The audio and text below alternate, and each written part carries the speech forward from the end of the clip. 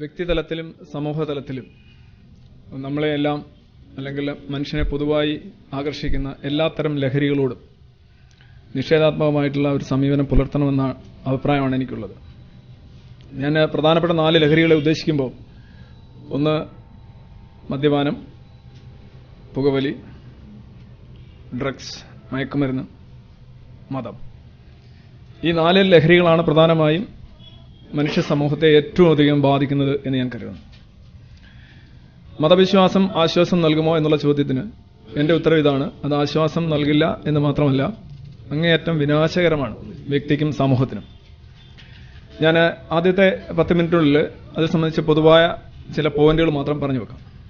ആദ്യമായി, മതവിശ്വാസം മനുഷ്യൻ എന്നുള്ള പദത്തിന് തന്നെ അപമാനകരമാണ്. കാരണം മനുഷ്യൻ എന്ന് കഴിഞ്ഞാൽ മനനം ചെയ്യുന്നവൻ, ചിന്തിക്കുന്നവൻ എന്നാണ് അർത്ഥം.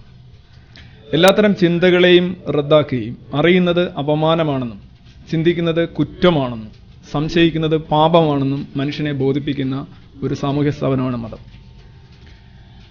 മതം ഏറ്റവും അധികം ദ്രോഹിച്ചിട്ടുള്ളത് ശാസ്ത്രത്തെയാണ്. നമ്മളുടെ ശാസ്ത്രം എന്ന് പറയുന്നത് മതത്തിന്റെ പിടിയിൽ അമർന്നതുകൊണ്ടും വളരെയധികം വൈകി ഓടുന്ന ഒരു ട്രെയിനാണ്.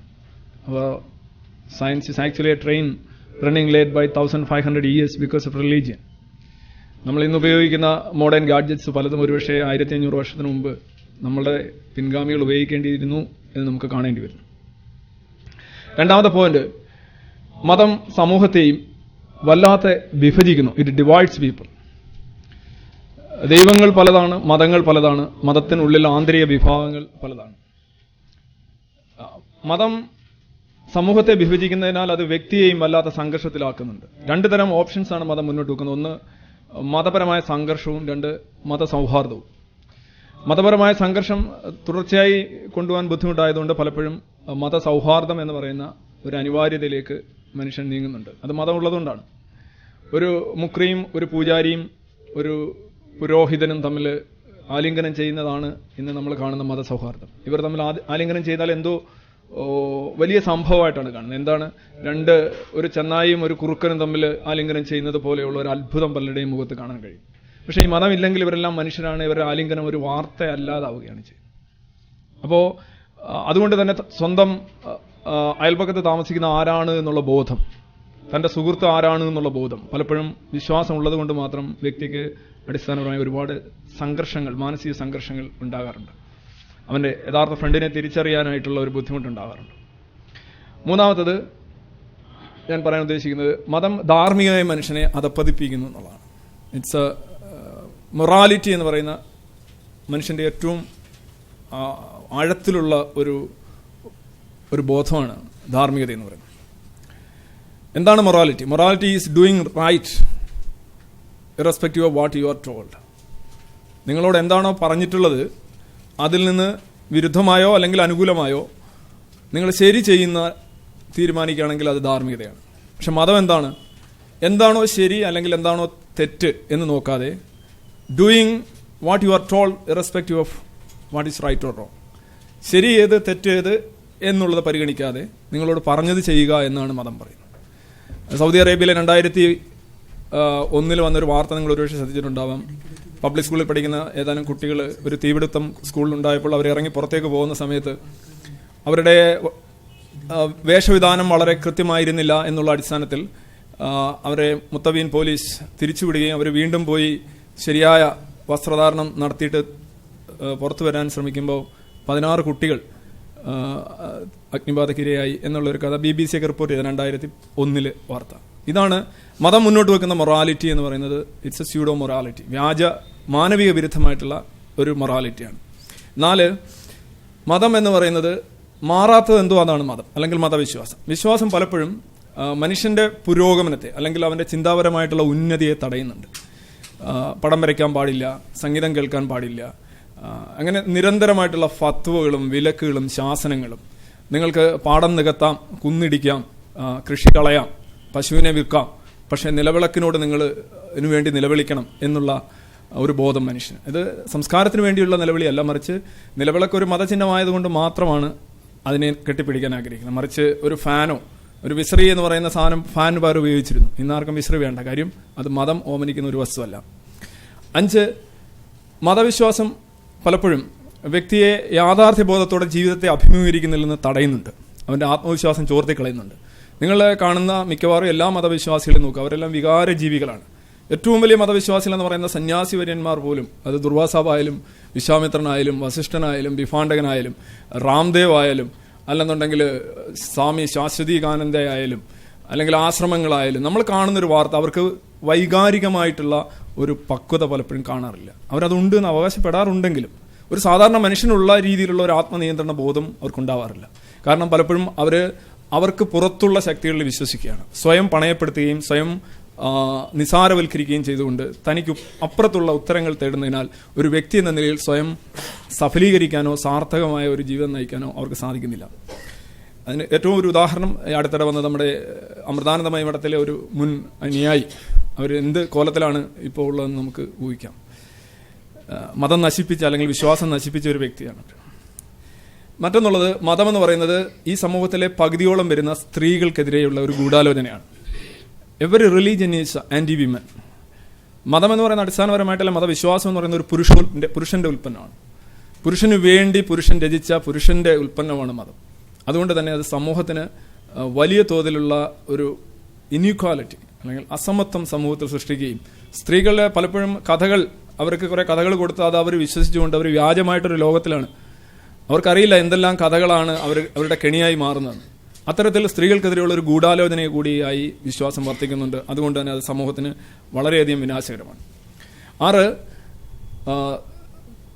നമ്മളുടെ സമൂഹത്തിൽ പലതരം മിക്ക വിശ്വാസങ്ങളും രൂപം കൊള്ളുന്നത് അടിസ്ഥാനപരമായി it's like an imposition, it's not a composition.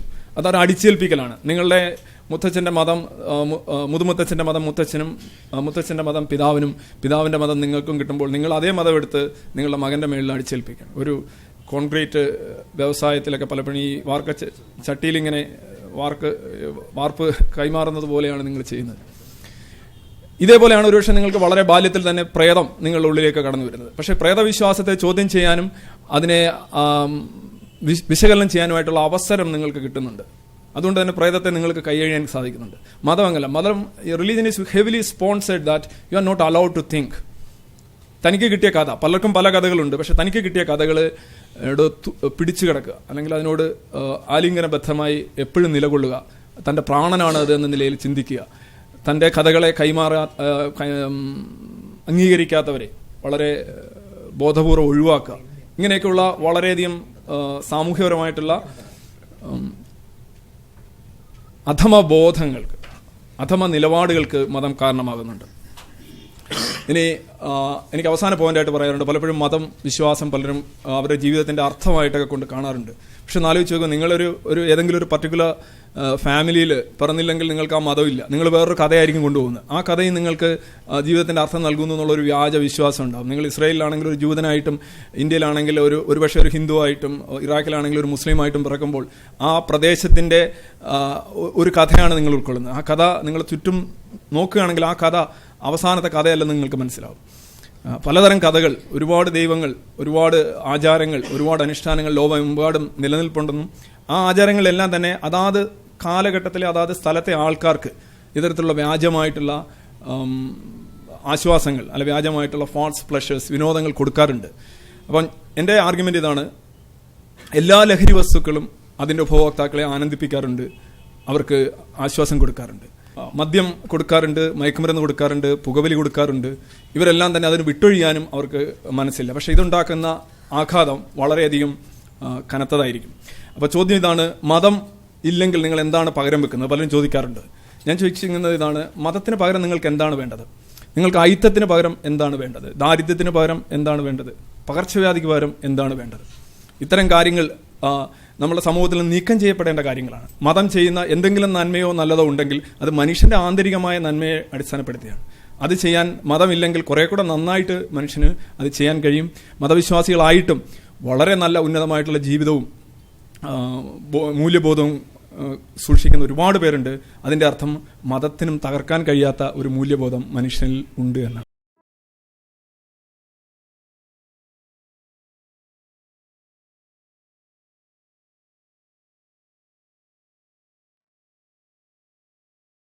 ആദരണീയനായ മോഡറേറ്റർ, ബഹുമാനപ്പെട്ട രവിചന്ദ്രൻ സാർ, പ്രിയപ്പെട്ട സുഹൃത്ത് ശ്രീ മുഹമ്മദ് ഖാൻ, ആദ്യം തന്നെ മലയാളം നെറ്റ്വർക്ക് കമ്മ്യൂണിക്കേഷനെയും ഇത് സംഘടിപ്പിച്ച യുക്തിചിന്തകരെയും അഭിനന്ദിക്കുന്നു. പലപ്പോഴും വിശ്വാസികളുടെ ഭാഗത്തു നിന്ന് ഇത്തരം ചർച്ചകളും സംവാദങ്ങളും കൂടുതൽ ഉണ്ടാവേണ്ടതാണ്. പക്ഷെ പലപ്പോഴും അത്തരം കാര്യങ്ങൾ, ബൗദ്ധികമായ സംവാദങ്ങൾ, എതിരഭിപ്രായം നിൽക്കുന്നവരോട് പോലും ആദരവോടുകൂടി സംവദിക്കുന്ന ഒരു സംസ്കാരം പണ്ട് നമ്മുടെ നാട്ടിൽ ഉണ്ടായിരുന്നു. നമ്മൾ പുസ്തകം വായിച്ചാൽ അറിയാം. പക്ഷെ ഇന്നതില്ല. അത് വളർന്നു വരേണ്ട ആവശ്യം വളരെയധികമാണ്. അതുകൊണ്ട് ഇതിന് മുൻകൈ എടുത്ത എല്ലാ യുക്തിചിന്തകരെയും, യുക്തിവാദികളെന്ന് ഞാൻ പറയുന്നില്ല, യുക്തിചിന്തകരെയും, ശാസ്ത്രവും യുക്തിയും ജയിക്കണമെന്ന് ആഗ്രഹിക്കുന്ന എല്ലാ വ്യക്തികളെയും അഭിനന്ദിക്കുന്നു. രവീന്ദ്രൻ സാറിനോടൊപ്പം മുമ്പ് ഇരുന്നിട്ടുണ്ട്. It was a great privilege. വളരെ ഷാർപ്പ് സ്പീക്കറായ അദ്ദേഹത്തിന്റെ ക്ലാസ്സിൽ ഇരിക്കാൻ കഴിഞ്ഞിട്ടില്ല. അങ്ങനെ ഒരു വിഷമം മാത്രമേ ഉള്ളൂ. പ്രത്യേകിച്ച് മുഹമ്മദ് ഖാൻജിയെ കൊണ്ട് ഒരു വാക്ക് പറയാതെ പോയാൽ അത് മോശമാവും. ഞങ്ങൾ ചർച്ചാ തൊഴിലാളികളാണ്. അദ്ദേഹം മാത്രമല്ല, ഞങ്ങൾ ഈ ഫ്രണ്ടിൽ ഇരിക്കുന്നവരല്ല, ഈ ചർച്ചാ തൊഴിലാളികളാണ്. അതുകൊണ്ട് ഞങ്ങൾക്ക് വളരെ അടുത്ത പരിചയവും സൗഹൃദവും ഒക്കെയാണ്. പ്രിയപ്പെട്ട ശ്രീ നവനീത് അടക്കമുള്ള ഇത് സ്പോൺസർ ചെയ്ത എല്ലാ വ്യക്തികളും, പൊതുവെ ഇത്തരം പരിപാടികളിൽ സ്പോൺസർ ചെയ്യാൻ ആൾക്കാർക്ക് പലപ്പോഴും അങ്ങനെ ഒരു കൾച്ചർ നമുക്ക് കുറവാണ്. ഇത്തരം പരിപാടികൾ സ്പോൺസർ ചെയ്ത എല്ലാവരെയും വ്യക്തിപരമായി അഭിനന്ദിക്കുന്നു. ഈ ഗീതാ മാഡം ഉണ്ട്, തീർത്ഥം അടക്കമുള്ള ആയുർവേദിക് സംവിധാനത്തിന്റെ വ്യക്തികളോട് പോകാൻ എനിക്ക് ഭാഗ്യം ലഭിച്ചിട്ടുണ്ട്. എല്ലാവരെയും അഭിനന്ദിച്ചുകൊണ്ട് എന്റെ ബാക്കിയുള്ള 9 മിനിറ്റ് ഞാൻ തുടങ്ങും. ഒന്ന്, ഞാനൊരു മതവാദിയല്ല, ഞാനൊരു മിതവാദിയാണ്.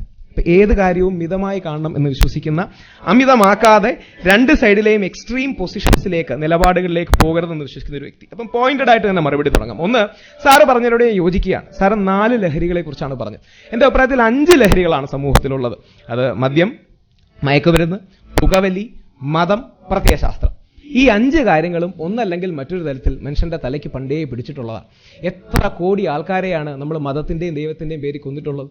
അതിന്റെ ഇരട്ടി ആൾക്കാരെയാണ് പ്രത്യയശാസ്ത്രത്തിന്റെ പേരിൽ കൊന്നിട്ടുള്ളത്. മാവോ ആണെങ്കിലും, ലെനിൻ ആണെങ്കിലും, ഹിറ്റ്ലർ ആണെങ്കിലും, സ്റ്റാലിൻ ആണെങ്കിലും അടക്കം പ്രത്യയശാസ്ത്രവും വിശ്വാസവും മതവും എല്ലാം ഒരുപാട് ആൾക്കാരുടെ മരണത്തിന് വഴിവെച്ചിട്ടുണ്ട്. അതുകൊണ്ട് ഇതൊന്നും മോശമാണെന്നല്ല, മനുഷ്യനെ അത്ര ആഴത്തിൽ ബാധിക്കുന്ന, സ്വാധീനിക്കുന്ന ഒരു കാര്യമാണ്.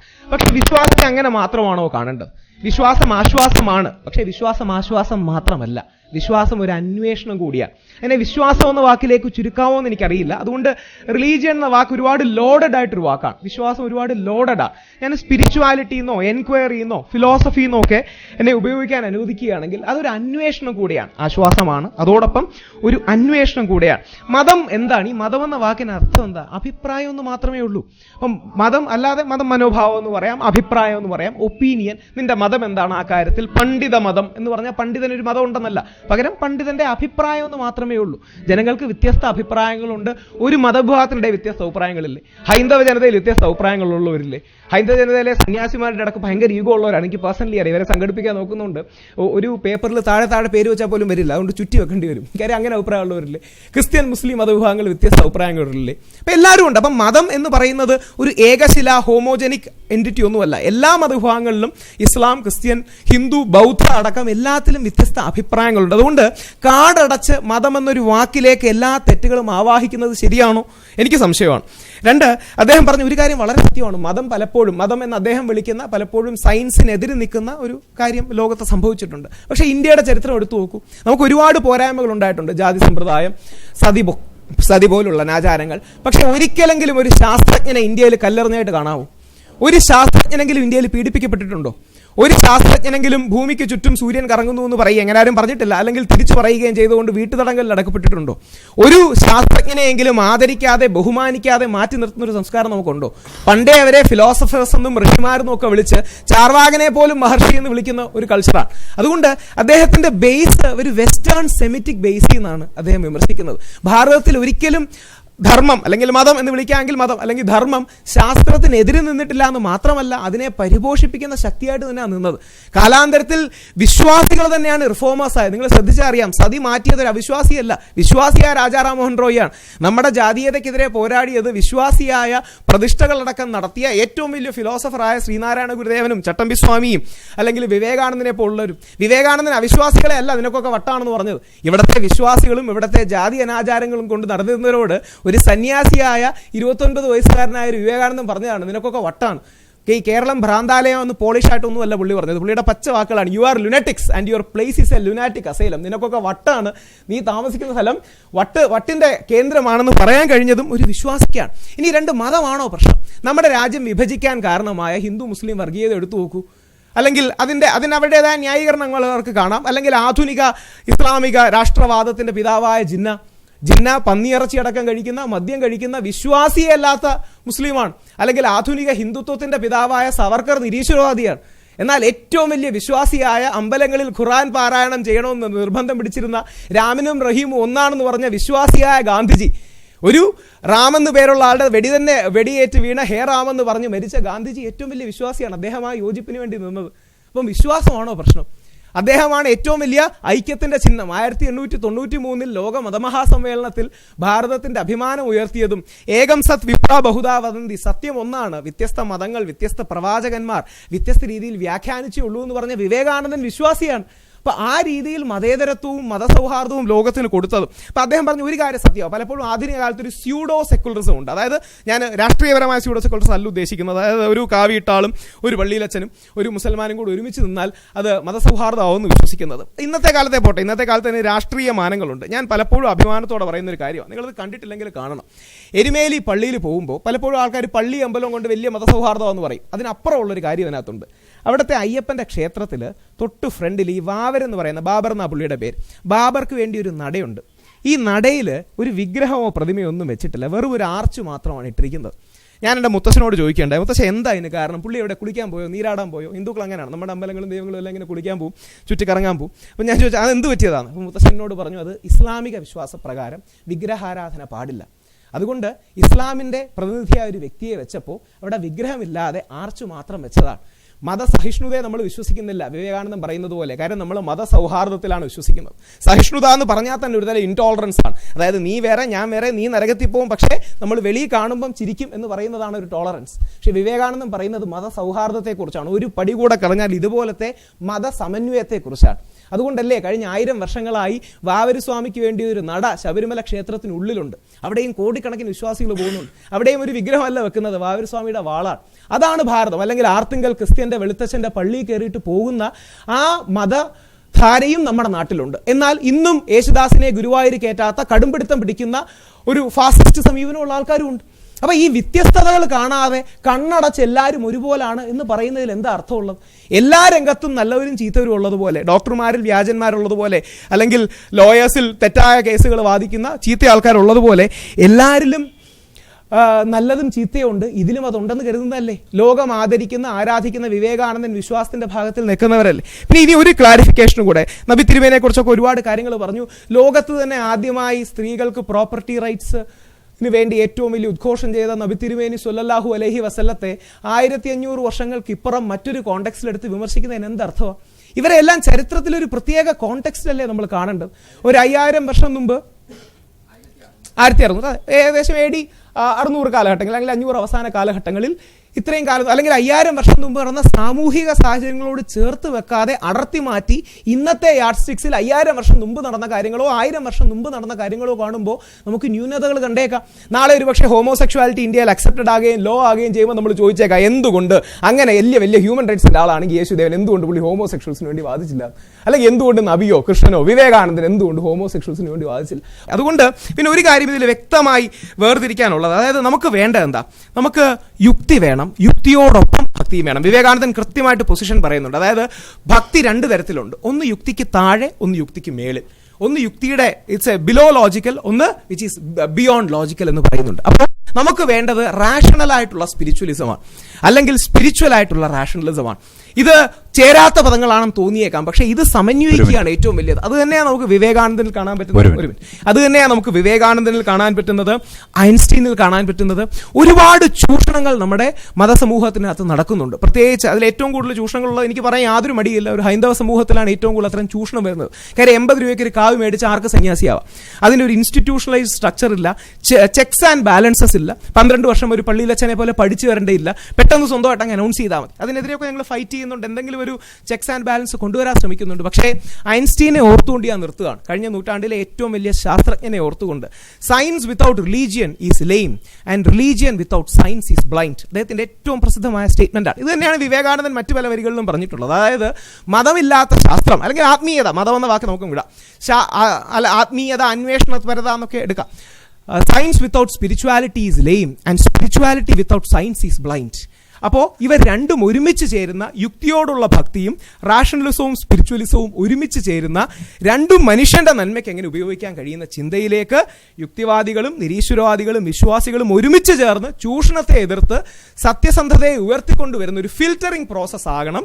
അതിന് ഇത്തരം ചർച്ചകൾ ഗുണം ചെയ്യട്ടെ. അത്തരം സമന്വയത്തിലാർന്ന, അത്തരം ബാലൻസ്ഡ് വ്യൂ പോയിന്റ്, എക്സ്ട്രീംസിലേക്ക് പോകാതെ അല്ലെങ്കിൽ പരസ്പരം സ്കോർ ചെയ്യാൻ, കരിവാരിത്തേക്കാൻ നോക്കാതെ ബാലൻസ്ഡ് ആയ വ്യൂ പോയിന്റ്സ്, അതാണ് നമ്മുടെ രാജ്യത്തിന് കുറവുള്ളത്. അത് വേണമെന്ന് റിക്വസ്റ്റ് ചെയ്തുകൊണ്ട് നിർത്തും. Thank you Rahul Easwar and doctor Arun. ഞാൻ ആദ്യം പറഞ്ഞ 8 പോയിന്റുകളെ കുറിച്ചുള്ള ഒരു വിസ്താരമാണ് ഞാൻ ഇനി ഉദ്ദേശിക്കുന്നത്. ആദ്യമായി ഞാൻ ധാർമ്മികതയെക്കുറിച്ച് പറഞ്ഞു.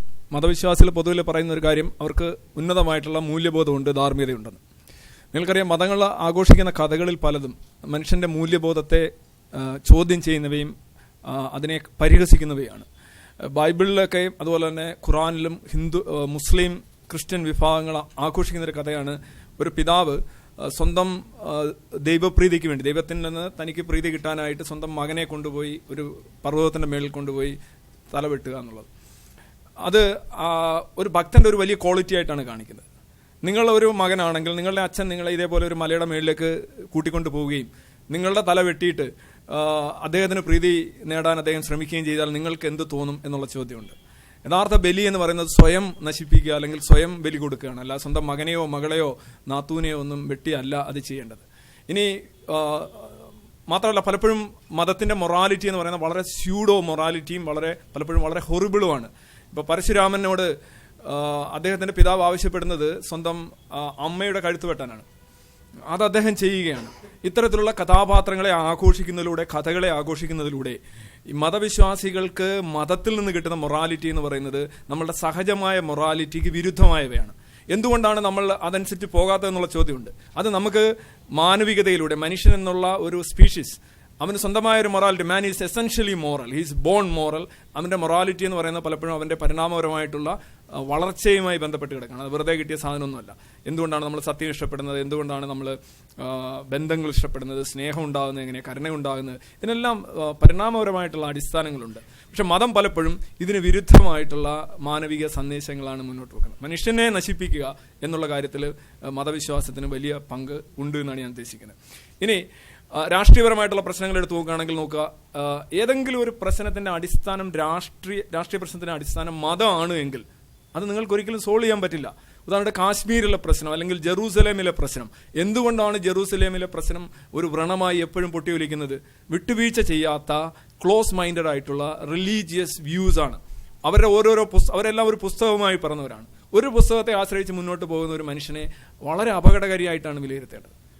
എന്റെ പുസ്തകത്തിൽ ഇങ്ങനെ പറയുന്നില്ല, എനിക്ക് വിട്ടുവീഴ്ച ചെയ്യാൻ കഴിയുന്നില്ല. ജെറുസലേം ആയാലും കാശ്മീർ ആയാലും, ഇപ്പൊ കൂട്ടക്കൊലകളുടെ കാര്യമൊക്കെ ഇദ്ദേഹം പറഞ്ഞു. ഞാൻ അതിലേക്ക് പോകുന്നില്ല. മതമാണ് ലോകത്തെ ഏറ്റവും വലിയ കൊലയാളി. മതം കൊല തുടങ്ങിയിട്ട് ഒരുപാട് നാളായി.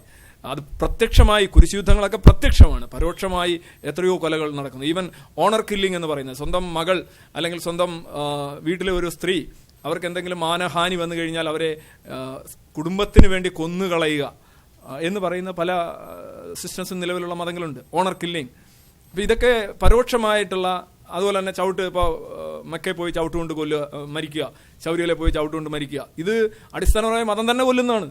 ഇത് യുദ്ധങ്ങൾ ആവശ്യമോ അല്ലെങ്കിൽ ഹിന്ദു മുസ്ലിം വർഗീയ ലഹളയുടെ ഒന്നും ആവശ്യമില്ല. അപ്പൊ മതം പ്രത്യക്ഷമായും പരോക്ഷമായും വളരെയേറെ കൊല്ലുന്നുണ്ട്. പിന്നെ ഡോഗ്മാസ്, ഓഫ് കോഴ്സ്, മതാത്മകമായിട്ടുള്ള പ്രസ്ഥാനങ്ങൾ, ഈ പ്രത്യയശാസ്ത്രം എന്ന് പറഞ്ഞാൽ മതാത്മകമായിട്ടുള്ള വിശ്വാസ പ്രസ്ഥാനങ്ങൾ മനുഷ്യനെ ചിന്തിക്കുന്നതിൽ നിന്ന് തടയുകയും അവനെ എന്താണ് പറയുക, ഒരു ബക്രീദിനൊക്കെ നമ്മൾ കാളയൊക്കെ അടിച്ചുകൊണ്ട് പോയി ഇറക്കുന്നത് പോലെ കൂട്ടം കൂടാൻ, അത് ട്രൈബൽ ഫീലിങ്സിലേക്ക്, നമ്മൾ എന്തിൽ നിന്നാണോ മോചിതമായ ആ ഫീലിങ്സിലേക്ക് നമ്മളെ തള്ളിവിടുന്നുണ്ട്.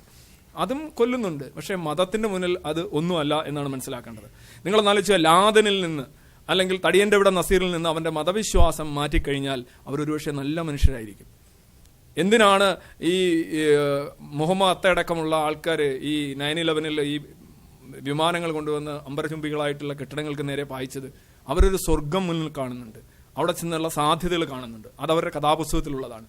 ഈ സാധനം മാറ്റിക്കഴിഞ്ഞാൽ ഒരുപക്ഷെ അവരൊരുപക്ഷെ ഏറ്റവും നല്ല മനുഷ്യരായിരിക്കും. അപ്പം മതം മനുഷ്യനെ എന്തുമാത്രം ഭ്രാന്തനാക്കുന്നു, അവന് വിശ്വാസമല്ല കൊടുക്കുന്നു, അവന്റെ മസ്തിഷ്കത്തിലെ കളങ്കിതമാക്കുകയാണ് ചെയ്യുന്നതെന്ന് വളരെ വ്യക്തമാണ്. ഇനി ശാസ്ത്രം, മതം എല്ലാ കാലത്തും ശാസ്ത്രവിരുദ്ധമായിട്ടുണ്ട്. ഇന്ത്യയിൽ അടിസ്ഥാനപരമായ ഒരു മതം എന്നൊരു കൺസെപ്റ്റ് ഉണ്ടായിരുന്നില്ല എന്നുള്ളതാണ് സത്യം. ഇന്ത്യയിൽ പലപ്പോഴും ഉണ്ടായിരുന്നത് നമുക്കറിയാം, ഒരു കാസ്റ്റ് ഓറിയന്റഡ് ആയിട്ടുള്ള ഒരു സാമൂഹ്യ വ്യവസ്ഥയാണ്. അതിന് ഒരു സെമറ്റിക് മതം എന്ന് പറയുന്ന ഒരു സെമറ്റിക് കൺസെപ്റ്റാണ് ബേസിക്കലി. ഇന്ത്യയിൽ ഒരു മതമാക്കാനായിട്ടുള്ള ശ്രമം തുടങ്ങിയത് സെമറ്റിക് മതങ്ങൾ ഇവിടെ വന്നതിന് ശേഷമാണ്. ഇപ്പോൾ ഹിന്ദുക്കൾ എന്ന് പറയുന്നത് സിന്ധു നദിയുടെ അപ്പുറം ജീവിക്കുന്ന ആൾക്കാരെ പേർഷ്യക്കാർ വിളിച്ചിരുന്നതാണ് ഹിന്ദുസ്ഥാൻ എന്ന് പറയുന്നത്. അപ്പോൾ അതൊരു മതമാക്കാനായിട്ടുള്ള ശ്രമം it's actually religion in making എന്ന് വേണമെങ്കിൽ പറയാം. അത് മതമാക്കപ്പെട്ടുകൊണ്ടിരിക്കുകയാണ്. കാര്യം ഇങ്ങനെ ഒരു കൂട്ടർ, ആ കൂട്ടർ, ഈ കൂട്ടർ. അതുകൊണ്ട് തന്നെ ഹിന്ദുമതത്തിൽ ഒരു ഫത്വ ഓറിയന്റഡ് റിലീജിയൻ അല്ല ഹിന്ദുമതം. എല്ലാവരും പറഞ്ഞാൽ കേൾക്കുന്ന ഒരാൾ അല്ലെങ്കിൽ ഒരു അധികാര കേന്ദ്രം ഹിന്ദുമതത്തിനില്ല. അതുകൊണ്ടാണ് ഈ ശാസ്ത്രത്തിനെതിരെയൊക്കെ അങ്ങനെ വാളെടുക്കാൻ കഴിയാത്തത്. പക്ഷേ ഇന്ത്യൻ്റെ ശാസ്ത്രജ്ഞന്മാരെയൊക്കെ നോക്കുക, വരാഹമീരനെ അല്ലെങ്കിൽ ആര്യഭട്ടനെയൊക്കെ ശരിക്കും ഒരുപാട് തിളക്കമുള്ള നിരീക്ഷണങ്ങൾ നടത്തിയ അദ്ദേഹത്തിന് പോലും ഈ ബ്രാഹ്മണ മേധാവിത്വത്തിന് വേണ്ടി സ്വന്തം അഭിപ്രായങ്ങൾ വിലയിരുത്തേണ്ടതുണ്ട്. വരാഹമീരൻ ഗ്രഹണത്തിന്റെ കാര്യത്തിലൊക്കെ നിങ്ങൾക്കറിയാം, അദ്ദേഹം ചന്ദ്രന്റെ നിഴലിനെ കുറിച്ചും ചന്ദ്രന്റെ വ്യാസത്തെക്കുറിച്ചും ഒക്കെ കണക്ക് പറഞ്ഞിട്ട് അദ്ദേഹം തന്നെ അവസാനം പറഞ്ഞു രാഹുവും കേതുവാണ് ഇത് വിഴുങ്ങുന്നതെന്ന്. കാര്യം എന്താണ്? രാഹുവും കേതുവും വിഴുങ്ങിയെങ്കിൽ മാത്രമേ ബ്രാഹ്മണർ പറയുന്ന കഥ ശരിയാവുള്ളൂ.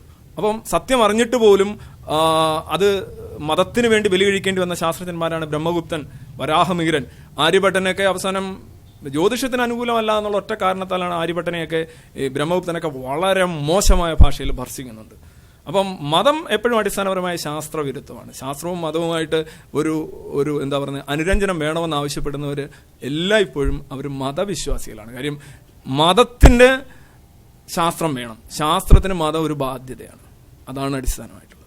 ഇനി വേദന സഹിക്കാനും ആശ്വാസത്തിനും പ്രാർത്ഥനകൾ സഹായിക്കുന്നു എന്ന് പലരും പറയാറുണ്ട്.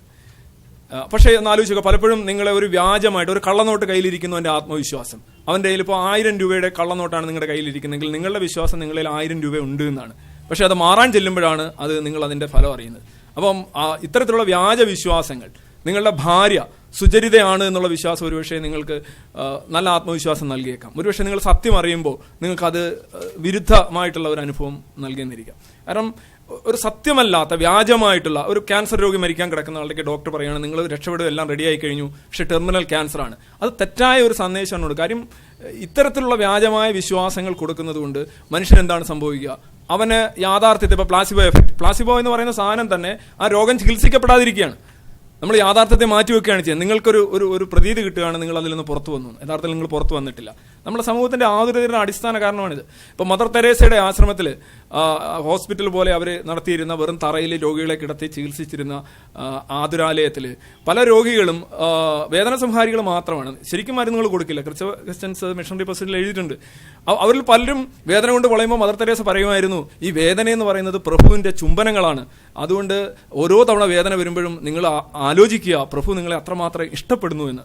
അപ്പോൾ ഇത് വളരെയധികം വിറ്റുപോയെങ്കിലും ഒരിക്കലും രോഗി ചോദിച്ചായിട്ട് കിച്ചൻസ് എഴുതുന്നുണ്ട്, പ്രിയപ്പെട്ട മദർ, എന്നെ ചുംബിക്കുന്നത് നിർത്താൻ നിങ്ങളുടെ പ്രഭുവിനോട് ഒന്ന് ആവശ്യപ്പെടുമോ എന്ന് ചോദിച്ചിട്ടുണ്ട്. അറിയാം, എനിക്ക് ഈ വേദന സഹിക്കാൻ പറ്റുന്നില്ല. അപ്പോൾ ഇത്തരത്തിലുള്ള വ്യാജമായിട്ടുള്ള മായികമായിട്ടുള്ള അബദ്ധധാരണകളിലേക്ക് വ്യക്തിയെ കൊണ്ടുപോവുകയും അവനെ യാഥാർത്ഥ്യത്തിൽ നിന്ന് മാറ്റുകയും ചെയ്യുക എന്നുള്ളതാണ് മതവിശ്വാസത്തിന്റെ ഒരു അടിസ്ഥാനം.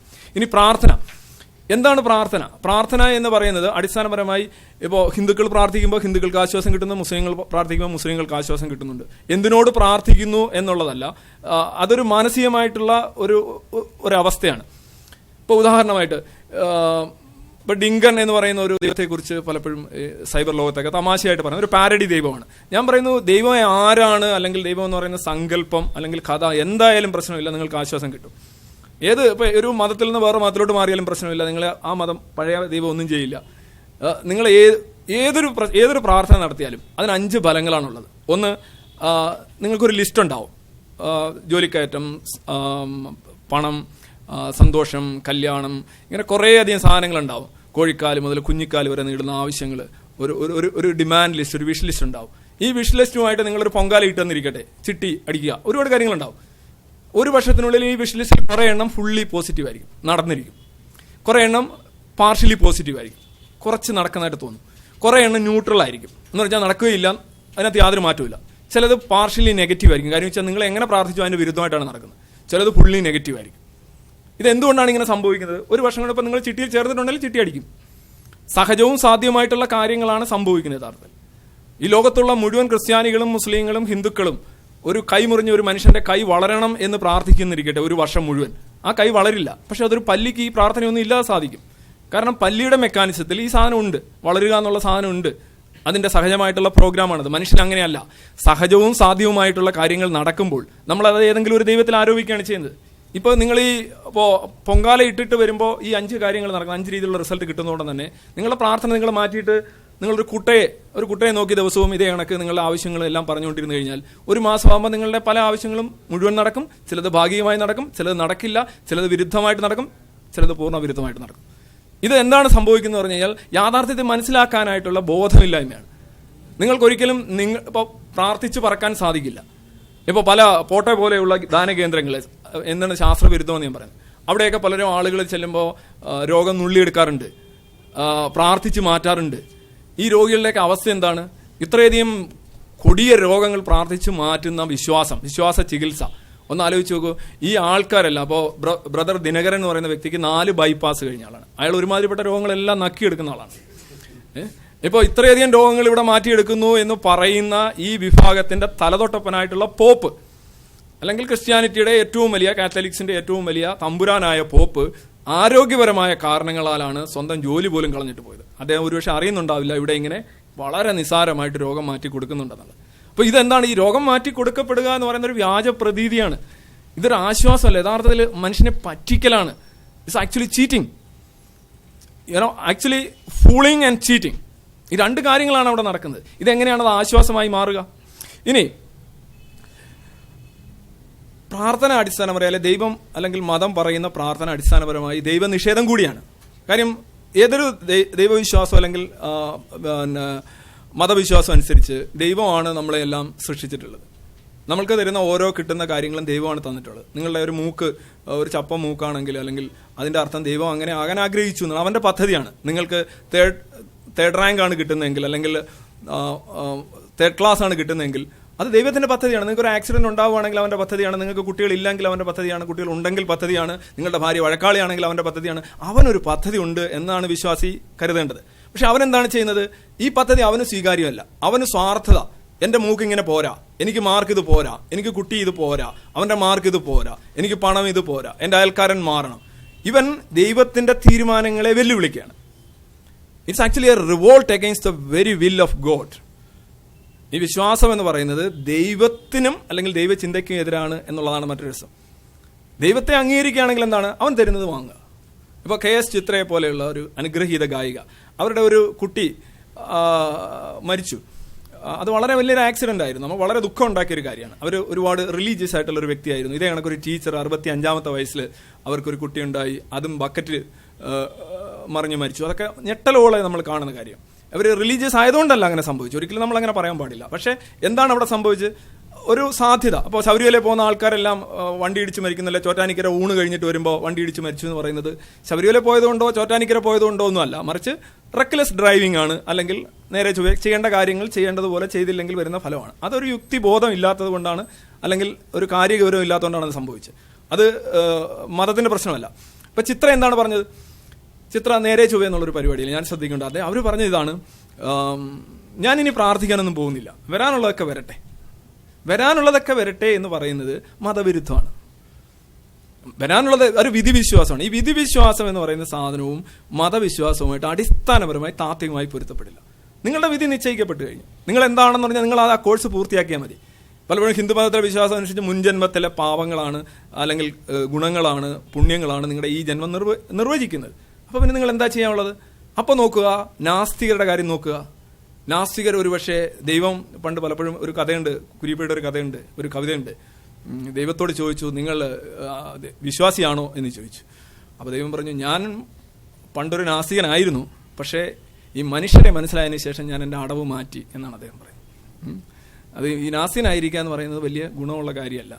അപ്പം ഞാനും പണ്ടേ നാസ്തികനാണ് എന്ന് പറയുന്നതാണ്. അപ്പോൾ ദൈവം എങ്ങനെയാണോ നിൽക്കുന്നത്, അദ്ദേഹത്തിന്റെ ആവശ്യങ്ങൾ എന്താണ്, അദ്ദേഹത്തിന്റെ ആഗ്രഹങ്ങളുണ്ട്, അതേ അനുസരിച്ച് ജീവിക്കുന്ന ഏക വിഭാഗം, ഞാൻ വെറുതെ തമാശയായിട്ട് പറയാണ്, നാസ്തികരാണ്. കാര്യം ദൈവം അവർക്കൊരു കാര്യം കൊടുക്കുന്നു, അവർ പറയുന്നു ഓക്കെ ദൈവമേ ആയിക്കോട്ടെ, ഒരു പ്രശ്നമില്ല. ദൈവം അവർക്ക് 3rd റാങ്ക് കൊടുക്കുന്നു, മതി 3rd റാങ്ക് മതി. നമ്മൾ പ്രാർത്ഥിച്ച് ശല്യപ്പെടുത്തുന്നില്ല, പ്രാർത്ഥന പുകകളെടുത്ത് ഉയർത്തിക്കൊണ്ട് ഈ ദൈവത്തെ ഇങ്ങനെ പുകച്ച് ചാടിക്കാനൊന്നും പോകുന്നില്ല. ദൈവത്തിന്റെ തീരുമാനങ്ങൾ അംഗീകരിക്കുകയും അദ്ദേഹത്തിന്റെ മുഴുവൻ ആഗ്രഹങ്ങൾ ശിരസാ വഹിക്കുകയും ചെയ്യുന്നവരല്ലേ നാസ്തികരും. മതവിശ്വാസി യഥാർത്ഥത്തിൽ ദൈവത്തിനെതിരെയാണ് പ്രവർത്തിക്കുന്നത്. അവൻ ദൈവത്തിന്റെ ഓരോ തീരുമാനവും ചോദ്യം ചെയ്യുന്നുണ്ട്. എനിക്കിത് പോരാ, എനിക്കിത് മാറിക്കിട്ടണം, അപ്പം മതവിശ്വാസം എന്ന് പറയുന്നത് അവരെന്താണോ പറയുന്നത് അതിന് വിരുദ്ധമാണ്. ഇനി മതവിശ്വാസത്തിലൂടെ യഥാർത്ഥത്തിൽ നിങ്ങളുടെ ആത്മവിശ്വാസം വർദ്ധിപ്പിക്കാൻ കഴിയുമോ? വിശ്വാസം ആശ്വാസമോ എന്നുള്ള ചോദ്യത്തിൽ ഇപ്പോ ഒരു വിശ്വാസിയും ഒരു അവിശ്വാസിയും എന്താണ് സാധാരണ ഇതിൽ ചെയ്യുക? സാധാരണഗതിയിൽ ഒരു വിശ്വാസി ചെയ്യുക പ്രാർത്ഥനയോ അല്ലെങ്കിൽ ഒരു അഭൗമികമായിട്ടുള്ള ഒരു ശക്തിയോ ഒരു അതീത ശക്തിയോ ഇല്ല എങ്കിൽ നമ്മൾ എന്തൊക്കെ ചെയ്യണം അതെല്ലാമാണ് അവർ ചെയ്യുക. ഉദാഹരണമായിട്ട് ഒരു പരീക്ഷ എഴുതാൻ പോകുന്ന ഒരാൾ, അയാൾ താൻ പാതി ദൈവം പാതി എന്നുള്ള ഒരു തിയറിയിൽ വിശ്വസിക്കുന്ന ഒരാളാണെന്നിരിക്കട്ടെ, പ്രാർത്ഥനയും വേണം അധ്വാനവും വേണം എന്നാണെങ്കിൽ ചില പറയാനുണ്ട് താൻ പാതി ദൈവം പാതി, നമ്മൾ ₹1 ഇടുക ദൈവം ₹1 ഇടുക മൊത്തം ₹1 എന്നുള്ള ഒരു തിയറി ആണല്ലോ മൊത്തത്തിൽ അവിടെ വരുന്നത്. ₹2 ഇല്ല, കാണാനില്ല. അപ്പോൾ ആരും പകുതി പഠിച്ചിട്ട് പോകാറില്ല, പകുതി എഴുതി വെച്ചിട്ട് ഇറങ്ങി വരാറുമില്ല, മൊത്തം എഴുതും. എന്നിട്ട് എന്താ സംഭവിക്കുക? ആനയെ വരയ്ക്കാനാണ് ചോദ്യമെങ്കിൽ വിശ്വാസി ഒരു ആനയെ വരച്ചു വെക്കും, അവിശ്വാസി ഒരു ആനയെ വരച്ചു വെക്കും. പക്ഷെ വിശ്വാസി ആനയെ നന്നായിട്ട് വരച്ചു വെച്ചിട്ട് അതിന്റെ അവസാനം ഒരു കൂനയും കൂടെ വരച്ചു വെക്കും. എന്നിട്ട് പറയും ഈ കൂനയെ വരച്ചു വെച്ചതുകൊണ്ടാണ് എനിക്ക് ആനയ്ക്ക് മാർക്ക് കിട്ടിയത്. പക്ഷെ ആനയെ വരച്ചില്ലേ മാർക്ക് കിട്ടില്ല, കൂനയെ വരയ്ക്കാതാണ് മറ്റേ മാർക്ക് വാങ്ങിച്ചത്. അപ്പോൾ ഇതൊരു അമിത അധ്വാനം കൂടിയാണ്. അമിത അധ്വാനം എപ്പോഴും നമ്മളുടെ ആശ്വാസത്തെയും നമ്മളുടെ ബാലൻസിനെയും നശിപ്പിക്കുകയാണ് ചെയ്യുന്നത്. പ്രാർത്ഥന കൊണ്ടുവരുന്ന ആശ്വാസം എന്ന് പറയുന്നത് ഒരു അമിത അധ്വാനമാണ്. അപ്പോൾ നിങ്ങൾക്ക് സ്വയം വിശ്വാസമില്ല. സ്വയം വിശ്വാസം ഇല്ലാത്ത ആളെന്ത് ചെയ്യും? ഇപ്പോൾ ജ്യോതിഷം തന്നെ അനുബന്ധ വിശ്വാസമാണ്. ഡോക്ടർ പറഞ്ഞതുപോലെ ജ്യോതിഷിയുടെ തിണ്ണയിലേക്ക് നിറങ്ങുന്ന അല്ലെങ്കിൽ രാവിലെ ഓടിക്കേറുന്ന ഒരാൾ അവൻ അതിൻ്റെ അടിമയായി മാറുകയാണ്. ജ്യോതിഷത്തിൽ വിശ്വസിക്കുന്നവൻ മെല്ലെ മെല്ലെ വാസ്തുവിലേക്കും വാസ്തുവിൽ നിന്ന് മറ്റനുബന്ധ വിശ്വാസങ്ങളിലേക്കും വീഴുകയാണ് ചെയ്യുന്നത്. അതിലെ മദ്യപാനി കണക്കാണ്. ഒരൈറ്റം അടിച്ചു കഴിഞ്ഞാൽ പിന്നെ എല്ലാ ഐറ്റം അടിക്കാനുള്ള ഒരു ത്വര ഉണ്ടാവും. പലപ്പോഴും വിശ്വാസികളുടെ ചില ആൾക്കാർ ഒരു ദൈവത്തെ പ്രാർത്ഥിച്ചിട്ട് പല പല ദൈവങ്ങളിലേക്ക് പരന്നൊഴുകാറുണ്ട്. ബഹുദൈവ വിശ്വാസികൾ. എനിക്കറിയില്ല രാഹുലിന്റെ കാര്യം. നമ്മുടെ ശ്രീശാന്ത് എന്ന് പറയുന്ന ഒരാളുണ്ട്. പുള്ളി ബോൾ ചെയ്യാൻ പോകുന്നതിന് മുമ്പ് ആദ്യം ബോൾ എടുത്തിട്ട് അദ്ദേഹം കുരിശ് വരയ്ക്കുകയും ഓടാൻ നേരം അദ്ദേഹം വേറെ ഏതെങ്കിലും ഒരു എന്താണ് പറയുന്ന ഒരു സൂഫി വര്യനെ മനസ്സിൽ കരുതുകയും അവസാനം എറിയാൻ പോകുമ്പോൾ ശിവനെ എന്ന് പറഞ്ഞ ഒറ്റ എറിയുകയും ചെയ്യും. അവസാനം പന്ത് ഗാലറി കിടക്കുകയും ചെയ്യുന്നത് കാണാം. ഇത് നമ്മുടെ ആസക്തിയുടെ, ഞാൻ ഇന്നലെ ചാനലിൽ തന്നെ പറഞ്ഞിട്ടുണ്ട്, ഭൗതികമായ ആസക്തിയാണ് ഭക്തി. അവിടെ ഭൗതികത മാത്രമേ ഉള്ളൂ. ഒരു ഭക്തനും അല്ലെങ്കിൽ ഒരു വിശ്വാസിയും അടിസ്ഥാനപരമായിട്ട് ഭൗതികതയ്ക്കപ്പുറം പോകുന്നില്ല. അതിനൊരു ചെറിയൊരു ഉദാഹരണം ഞാൻ പറയാം. എല്ലാ മതങ്ങളും പറയുന്നുണ്ട്, സ്വർഗത്തെക്കുറിച്ച് പറയുന്നുണ്ട്. ഇപ്പൊ കൃഷ്ണൻ പോലും ഗീതയിൽ പറയുന്നുണ്ട്, അർജുനൻ്റെയൊക്കെ പറഞ്ഞു, നീ രാജ്യം ജയിച്ചു കഴിഞ്ഞാൽ നിനക്ക് രാജാവാകാം, മണ്ണ് ആസ്വദിക്കാം, അല്ലെ രാജ്യം ആസ്വദിക്കാം, മരിച്ചു കഴിഞ്ഞാൽ സ്വർഗത്ത് പോകാം എന്നാണ് പറയുന്നത്. അതായത് മരിച്ചാൽ കൊന്നാൽ മണ്ണ്, കൊല്ലപ്പെട്ടാൽ സ്വർഗം എന്നാണ് പറയുന്നത്. അപ്പോൾ സ്വർഗം എന്നുള്ള കൺസെപ്റ്റ് ഹിന്ദു മതത്തിനും അന്യമല്ല. ഇനി ഇസ്ലാം മതത്തിന് അറിയാം, നമ്മൾ ഹൂറിമാരുടെയും മറ്റു കാര്യങ്ങളും ക്രിസ്ത്യാനിറ്റിക്കും എല്ലാം ഉണ്ട്. അപ്പോൾ ഈ സ്വർഗ്ഗജീവിതം എന്ന് പറഞ്ഞാൽ അനശ്വരമായ ജീവിതമാണ്, അത് വലിയ മഹത്തായ ജീവിതമാണ്, അതിനുള്ള തയ്യാറെടുപ്പാണ് ഈ ജീവിതം എന്ന് പറഞ്ഞാണ് പുണ്യം പിടിക്കാൻ നടക്കുന്നത്. പലരും ഇങ്ങനെ മഹാഭാരതവും രാമായണവും വായനയൊക്കെ കേൾക്കുന്ന എന്താണ്, ചെവിയിലൊരു എരപ്പായിരിക്കും. എന്തിനാ കേൾക്കുന്നത്? ഇത് കേട്ട് കഴിഞ്ഞാൽ തന്നെ പുണ്യമാണ്. ഈ പുണ്യം വെച്ചുകൊണ്ട് നമ്മൾ പോയിന്റ് കൂട്ടി വെച്ച് കഴിഞ്ഞാൽ നമുക്ക് സ്വർഗത്ത് പോകാമെന്നുള്ളതാണ് സാധാരണ മനുഷ്യന്റെ വിശ്വാസം. അത് തന്നെയാണ്. അപ്പോൾ എന്താ സംഭവം? ഇങ്ങനെ കഴിയുന്ന ആൾക്കാർ, അതായത് വിശ്വാസം എന്ന് പറയുന്നത് തങ്ങൾക്ക് വലിയധികം മുൻതൂക്കം നൽകുന്ന കാര്യമാണെന്നും ഈ ജീവിതം നശ്വരമാണെന്നും ഈ ജീവിതം കഴിഞ്ഞ് വലിയൊരു ജീവിതം ഉണ്ടെന്ന് വിശ്വസിക്കുന്ന ഒരാളുടെയൊക്കെ നമ്മൾ എന്തെങ്കിലും ഒരു പ്രശ്നം ഉണ്ടാകുമ്പോൾ അല്ലെ മരിക്കാൻ പോകുമ്പോൾ നമ്മൾ പറയും, അവർ പറയും, നീ മരിക്കാൻ പോവില്ലേ, നീ സ്വർഗത്ത് പോകാൻ പോവാണ്, നീ അനശ്വരനാവാൻ പോവാണ്, നിന്നെ ആ പ്രഭു വിളിക്കാൻ പോവാണെന്ന് പറഞ്ഞു കഴിഞ്ഞാൽ ഞാൻ പറയും, അല്ല എനിക്ക് ആശുപത്രി പോകണം, എനിക്ക് ഈ സാധനം മതി, ഈ ചവറ സാധനം മതി. വിശ്വസിക്കുന്നു എന്ന് അവകാശപ്പെടുന്ന കാര്യത്തിൽ പോലും അവൻ യഥാർത്ഥത്തിൽ വിശ്വസിക്കുന്നില്ല. ശബരിമലയിൽ സുധാകരൻ മന്ത്രിയായിരുന്ന കാലഘട്ടത്തിൽ അവിടെ ഈ പണം എണ്ണുന്നവർ അടിവസ്ത്രം ഉപയോഗിക്കാൻ പാടില്ല എന്നുള്ള ഒരു അലിഖിത നിയമം ഉണ്ടായിരുന്നു. അതെന്ന് പറഞ്ഞു കഴിഞ്ഞാൽ അവർ പണം കടത്തും എന്നുള്ള ഇതായിരുന്നു. അത് സുധാകരൻ അത് നിർത്തി എന്നാണ് ഞാൻ വായിച്ചത്. അപ്പോൾ അതൊരു വിശ്വാസിക്ക് മറ്റൊരു വിശ്വാസിയിലുള്ള വിശ്വാസമാണിത്.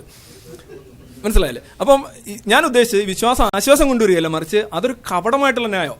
ഇപ്പോൾ യഥാർത്ഥത്തിൽ സ്വർഗത്തിൽ വിശ്വസിക്കുകയും അനശ്വരതയിൽ വിശ്വസിക്കുകയും ചെയ്യുന്ന ഒരാളാണെങ്കിൽ പ്രഭുവിന്റെ പാദങ്ങളിലേക്ക് ഞാനിതാ വരുന്നു എന്ന്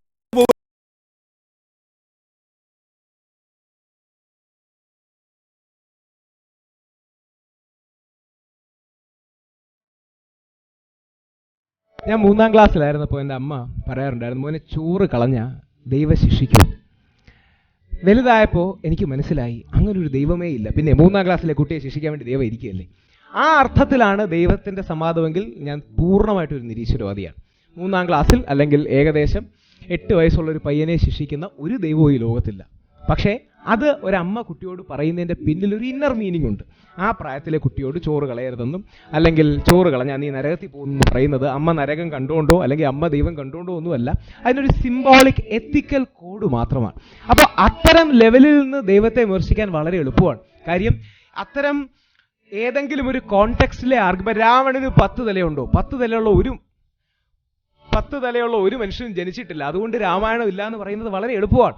ഞാൻ ചെറിയ പ്രായത്തിൽ കേട്ടിട്ടുണ്ട്, ഒരിക്കൽ ഒരു നിരീശ്വരവാദി, അങ്ങനെ പലപ്പോഴും നമ്മുടെ ലൈഫിലെ സ്റ്റേസ് നോക്കിയാൽ മതി. ആദ്യം നമ്മൾ പഠിച്ചു വെച്ച വിശ്വാസം, ചിലപ്പോൾ നിരീശ്വരവാദമായിരിക്കും, വിശ്വാസമായിരിക്കും, അത് ഒരുപാട് കാലം നമ്മൾ കൊണ്ടു കിടക്കും. പിന്നെ ഒരു കാലഘട്ടത്തിൽ നമ്മുടെ വിശ്വാസത്തെ നമ്മൾ ചോദ്യം ചെയ്തു തുടങ്ങും. ഈശ്വര വിശ്വാസം ഞാൻ ഒരു കാലത്ത് മോർ ടു നിരീശ്വരവാദി സൈഡായിരുന്നു. നമ്മൾ ചോദ്യം ചെയ്തു തുടങ്ങും, നമ്മളോട് തന്നെ ചോദിച്ചു തുടങ്ങും, ഉറക്കെ സംസാരിച്ചു തുടങ്ങും, എവിടെ ദൈവം ഉണ്ടെങ്കിൽ വരട്ടെ, എനിക്കൊന്ന് കാണണം എന്ന് പറഞ്ഞ് നമുക്കൊരു എത്തീസ്റ്റ് ഫേസ് ഉണ്ടാവും. അല്ലെങ്കിൽ എത്തീസ്റ്റ് ആണ് മുമ്പെങ്കിൽ വീണ്ടും ഒരു വിശ്വാസിയുടെ ഫേസ് ഉണ്ടാവും, പിന്നീട് ഒരു അന്വേഷകന്റെ ഫേസ് ഉണ്ടാവും. അങ്ങനെ ഒരിക്കൽ നിരീശ്വരവാദിയായിരുന്ന ഒരാൾ പെട്ടെന്ന് വിശ്വാസിയായി, പണ്ടത്തെ പ്രത്യയശാസ്ത്രമൊക്കെ ഉപയോഗിച്ച് വിശ്വാസിയായി. അപ്പം അവിടെ ആയിക്കഴിഞ്ഞാൽ പിന്നെ എല്ലാം അയ്യപ്പനാണ്. ശബരിമലയ്ക്ക് മാലയിട്ടാൽ പിന്നെ എല്ലാം അയ്യപ്പനാണ്, മണ്ണിലും മിണ്ണിലും തൂണിലും തുരുമ്പ് അയ്യപ്പനാണ്.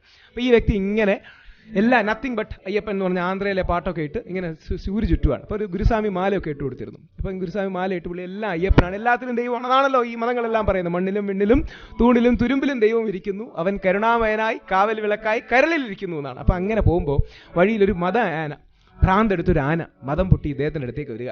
ഇദ്ദേഹം പറഞ്ഞു, ഞാൻ പേടിക്കുന്നത് എന്തിനാ? ആനയും അയ്യപ്പനാണ്, ഞാനും അയ്യപ്പനാണ്, ആനയും ദൈവമാണ്, ഞാനും ദൈവമാണ്, നമ്മൾ തമ്മിൽ എന്താ വ്യത്യാസം? അതാണല്ലോ പരബ്രഹ്മവും ഞാനും ഒന്നാണ് എന്ന് പറയുന്നു.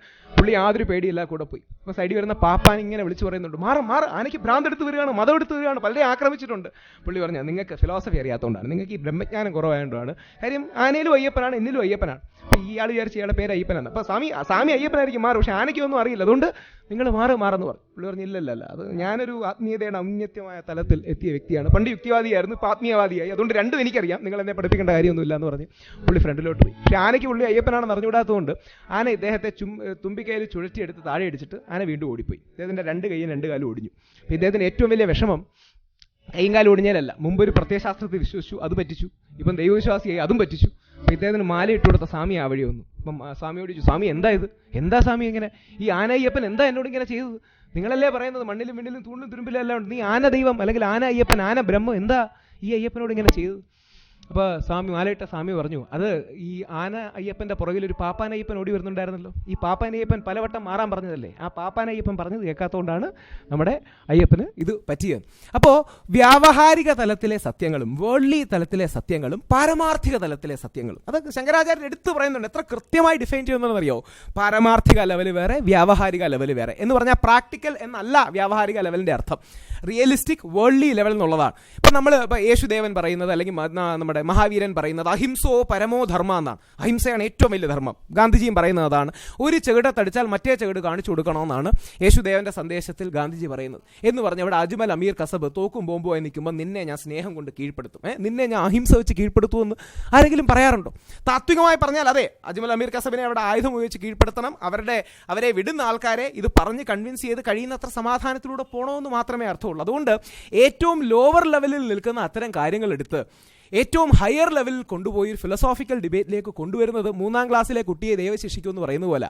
അങ്ങനെ ഒരു കുട്ടിയെ ദൈവം ശിക്ഷിക്കില്ല, അങ്ങനെ ഒരു ദൈവവും ഇല്ല, അങ്ങനെയാണെങ്കിൽ ഞാൻ നിരീശ്വരവാദിയാണ്. പക്ഷേ അതല്ല അവിടുത്തെ ദൈവത്തിൻ്റെ സങ്കല്പം.